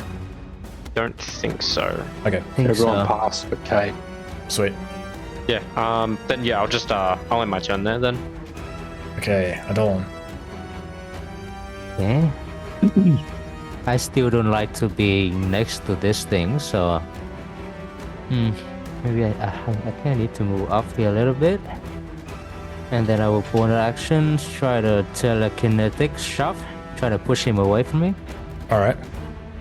So that is the strength saving throw. DC should be 14. 14. This might shove him into the peanut butter. Yeah, that hopefully. Fuck. Jeez. I wanted that to happen. This guy. This guy. Rock flavored peanut butter. My favorite. Anything else? Attack would be disadvantage. Well, in that guy, let's use magic missile for like, guaranteed damage. The telekinetic, was that like a bonus action? It was a bonus action. Okay, sweet. Awesome. Boom. Nice. Do you want to just go And for... do you want to time threes or are we 4 times roll 3? 3 times? Yeah, I can just go 4 times 3. 12. Okay, I'll take that. All right. Yep, that's it for me. It's looking pretty unhappy now. As these like blue darts just like right up next to it, just straight into the side of its head. Wilson. Okay, so you... Yeah. I'm thinking that's you pass, so I don't think you're going to be restrained. I think I will just say that this is difficult terrain. Yeah, if you move, it might be slippery. I'll say that. You feel like it looks like really slippery as this kind of glob is sort of spreading out on the ground. I think this is going to help my steady aim. Sure, yeah. Seems likely. Yeah. So I am definitely going to attack with the bow, even though it's not that good against it. It's looking sick. So I attack with advantage, I believe. Good eye. That's a hit. And damage is going to be All right. nice. That's better. Got a few Nice. arrows sticking out of its wings and its back. Even though Attack it's not as damage? effective. Oh yeah, sneak to Oh yeah, sneak damage. even better. There you go. Nice. It looks over its shoulder at you like... And now it is going to... Let me see. What is it going to do? Okay, it's going to target Cade Jeez. with its talons. It'll have advantage. Yep. That'll do it. Yep. For 14 slashing. Down to 7. Yep. And then it is going to... Let me roll that again. Okay, it's going to target Silex with its beak. Just pecks at you. Yep. Not happy. Hits. Yeah. For 12 piercing. Ouch. Yep. Probably. 12 piercing. Yep. Okay. Cade. You've incepted an idea in my head. I want to put this man in the jam, but if I was to stand in true mate square over here and give him an old spar to kick backwards, and he was touching this square, would he be in the jam at that point, or have to give him another one? I reckon. Oh yeah, because it's only like one. It'll be a One quarter square. of where he's standing. I think probably not. Yeah, I think he'd still be okay. Gotcha. In that case, this is going to be a 2-part series. Wait, but you can't stand where Adolan's standing. Is the only thing. I'm standing in an allied square, but can't finish a turn there. Oh, I don't. Yeah, I All good. would say. If that's how you want to rule it, you got it. All good. Yeah, I have heard people do that. But yeah, That's I okay. don't really do that. That's all right. I looked into this once, and yeah. I can't steal myself from underneath him. Okay, I move for a little bit and then. You okay, can't. now I can. You Okay. Yeah, can just you- drag me out, DM. I'll sorry. stand Sorry, one more to I the gotcha. left. Yep. Yeah. Oh, Cheers. there cheers. you go. Cool. Well, still part of a 2-part series here. We'll give him one kick, one Sparta kick. Alright. At advantage with a flat roll from the poison. So flat roll athletics. Come on, baby. He could roll terribly. Wow. You never know. He has to beat a 4. 4. No. Yeah, he's seen 2 of these things at this point. Like he needs a nap. He just kind of throws the Sparta kick, straight misses it, sort of ends up stepping really close to it, looks up and goes, well, while I'm here, and then sort of just slashes upwards with the sword. And we'll go reckless to make it a flatty. There we go. Redemption? Question mark. Yeah, that'll do 18 it. to hit. Yep, that does it. Or a crisp.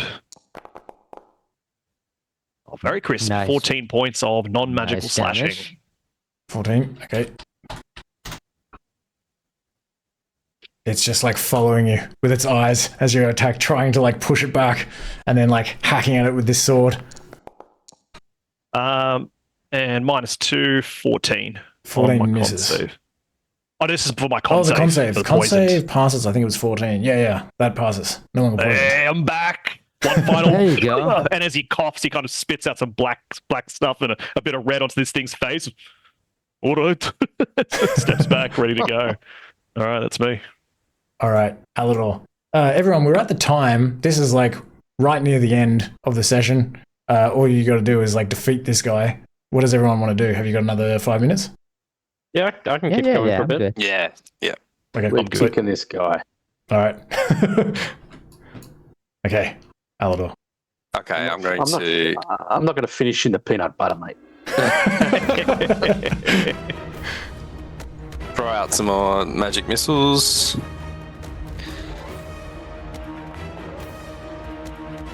All right. So we'll call that 12 points of force damage. All right. Pummeled in the back again. It's just getting pummeled from all angles with these darts. Not quite dead. And at this point, as Morgante takes a bite of this peanut butter bread, all of these breadcrumbs fall to the ground all around you. So everyone, give me a dex save as you try to jump out of the way of these breadcrumbs.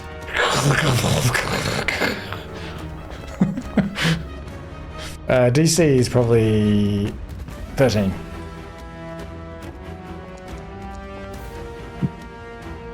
Okay, if you failed 13, you just take some flavoursome 3 crumb damage to the face. Slapped in the face with a giant sandwich. Silex. Lose a couple of teeth. So Slow-mo crumb assault. I'll just use my bonus action to give myself advantage, and Alright. I'll try and where are we? Attack. Advantage. Yeah, that does it. Yep. And damage.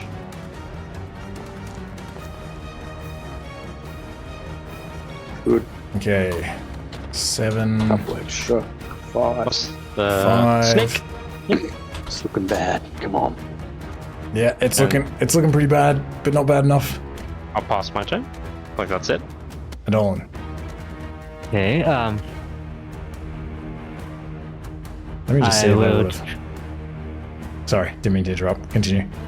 Nope, it's fine. I will try to shove him back again. Okay. So shrunk save, DC 15. Oh, 14 I think. Oh, actually, sorry. It's like a feature, isn't it? Or is it magic? Where is this thing? Oh yeah, it was a feat. It's a feat, so it's kind of like spells and other magical effects. He has. Anyway, it doesn't matter. Does he have some things? Well, it does kind of matter. Hold on.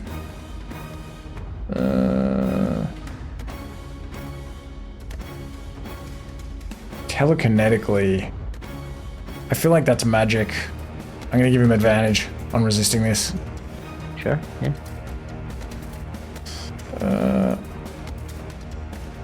Maybe a bit dubious.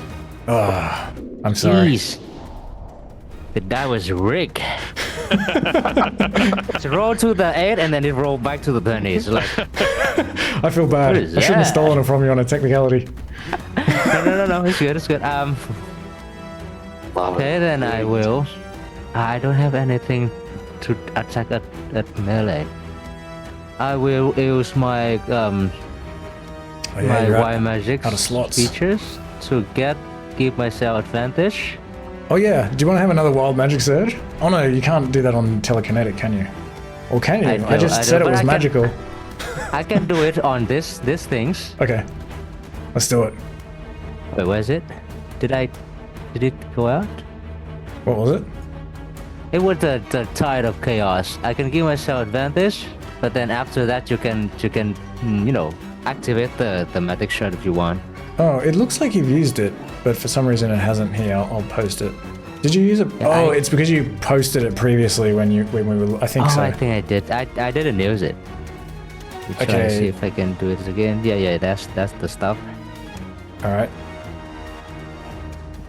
So what are you trying to do? I'll give myself advantage, and then I shoot him with a what is it? Firebolt. All right. So it'll just be So flat. it's a flat roll. Yeah. Yep. Yeah, that's a hit. There we go. Damage. You're gonna do 7 damage. How do you kill this Vrock? Easily. Oh, nice. I was like, I'm starting to get nauseous of all the disgusting smell that coming from the rock, and I'm like, have like kind of cover my nose. I'm like, go away, and I shoot a fireball at him, and it's just like burn him from the wing up and turn him into like a crispy looking, I don't know, demon, I guess. Crispy bird. He kind of like turns to you and like looks you like dead in the eye as he's just like is trying to like resist the pain of these flames as they kind of envelop it. And 9. Yes. And these flames like catch onto its wings and fucking like burn up over its face and everything, and it's just like kind of laughs at you insanely as it's kind of like burning to death. And as it burns, it begins to kind of disintegrate before you. And it just kind of turns into this dust that like blows away in the draft of the wizard's study. And just as this thing disappears, you see Morgante's let me see. He went back to eating his bread, didn't he? Yeah. Yeah. Maybe this flame is enough to kind of produce like this sort of flash and this smoke. And he kind of like looks down like, ooh! He's like holding this big peanut butter toast. And he's like, "Ugh." And he kind of like gets down on his knees again. And you just see like his giant face like come right up to you. And he's like looking right at you at all. He's like, oh dear. Oh, can you hear me? You must have been the ones messaging me. And it's like blowing you back as he's talking, and all this like air and like sonic energy is blasting at you. I'm Awesome just message. shouting back. Oh, go ahead. I was going to cast message again to talk to him, but if you want to try shouting. Because I have to shout, so I'm just shouting. Oh, still. yeah. Oh, yeah. Turn it back! Oh, Oh my god. Turn us back, you fool. oh. Kind of like clambers up again. All the ground is shaking and everything. He sort of walks off for a minute, like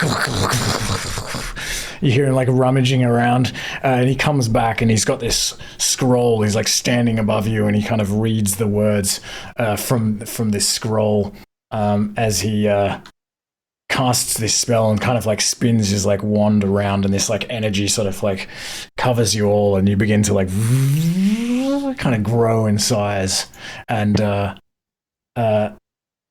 you look around the study and you're amazed at the sudden transformation before you. The wizard Morgante is like standing there with his like eyes wide, still like holding this like peanut butter bread. He's like, "Oh, my dear friends, how will you ever forgive me?" You can start by giving up magic. Never cast a spell ever again. And please clean your fucking kitchens. Clean it up. Radisson's like, "Yeah, I'm always telling you to clean your kitchen." He's like, "Oh, it's you that's always making such a mess. I hired you to clean for me. Oh, I'm sorry. I'm sorry it's so messy." I'll grab a book off the shelf, walk up to him, sort of tower him a little bit, lean forward, sort of slide the book into his free hand, and then drag his hand with the bread over the top of the book and be like, "Yours a blade." And then go over to the table and just slam backwards on it and start sleeping in the middle of the study tables. Straight out. "Oh, this is one of my favorite books. I don't know if I would use this as a plate." Oh, he's asleep. Well, Anyway, at least I have to shout. So, anyway, at least we killed the Vrocks. I'm or old. whatever I'm that not deaf. thing is. Yeah. You killed the Vrock, you say? We did. Oh! He's like, "Is that true, Radisson?" "Yeah, you know I wouldn't lie to you." He's like, "Oh, well, so the Vrock was here all along. I just made you really small. Well, stranger things have happened. I tell you what, if you would keep quiet about this little hiccup, I'll quite happily reward you with the 100 gold pieces each, and you can also come down into my cellar and choose one of my magic items. I have a large collection of magic items from over the years. You can have one each for yourself, as long as you promise not to tell my sister what happened." Sounds like a fair trade. I'll take that. And so after taking the gold, I think Sorry. we get two magic items, perhaps. 2. Oh, why should I give you 2? Well, we could go tell your sister. Oh, give me an intimidation check. This is a one shot. You can pick any weapons fist. But I want to see this. I want to see this intimidation check anyway. Extorting old people. Oh, Biblical. There you go. Oh, That's for the yes. peanut butter on the bottom of my shoe. Okay, sure. 3. Why not? 3 magic items for each of you. And so after taking the gold and picking 3 magic items, you leave Morgante's tower via the kitchen. And as you go, one of you feels a crunch beneath your foot. And you look down and you find the remains of a squashed centipede. Its many legs twisted and broken, and you kind of hold it up and show it to the rest of the party. And as you're all leaving, you can't help but reflect on the fragility of life, even the life of a very tiny insect. The end. Nice. Hey. Thank you. Nice. Yeah, that was awesome. Yeah, that was a fun one. Thank you. Thanks for playing. Very good. Yeah. Honey, I shrunk. Well played, boys. Proud of all. We actually nearly did it in time. Only 12 minutes over. That's a record for me. Minutes. That's excellent. There we Not go. finding the centipede was pretty A good clutch. call. Yeah. Yeah. I don't think we can. Nah, if you had fought it, I think Radisson just is like, "What are you, crazy?" and tries to distract it and get it to run the other way or something. Oh, okay. Yeah. Because I think basically it would just kill you. Too big. So did we miss anything? Was there any sort of secret thing that we didn't get to experience? Trying to think. Maybe the caterpillar? We could have talked to it. You could have fought the caterpillar. You could have tried talking to it. Maybe a druid. Yeah, I can't believe that like none of us has the ability to talk to like animal and anything like that. Yeah, that would have been That would good. be It would cool. be so fun.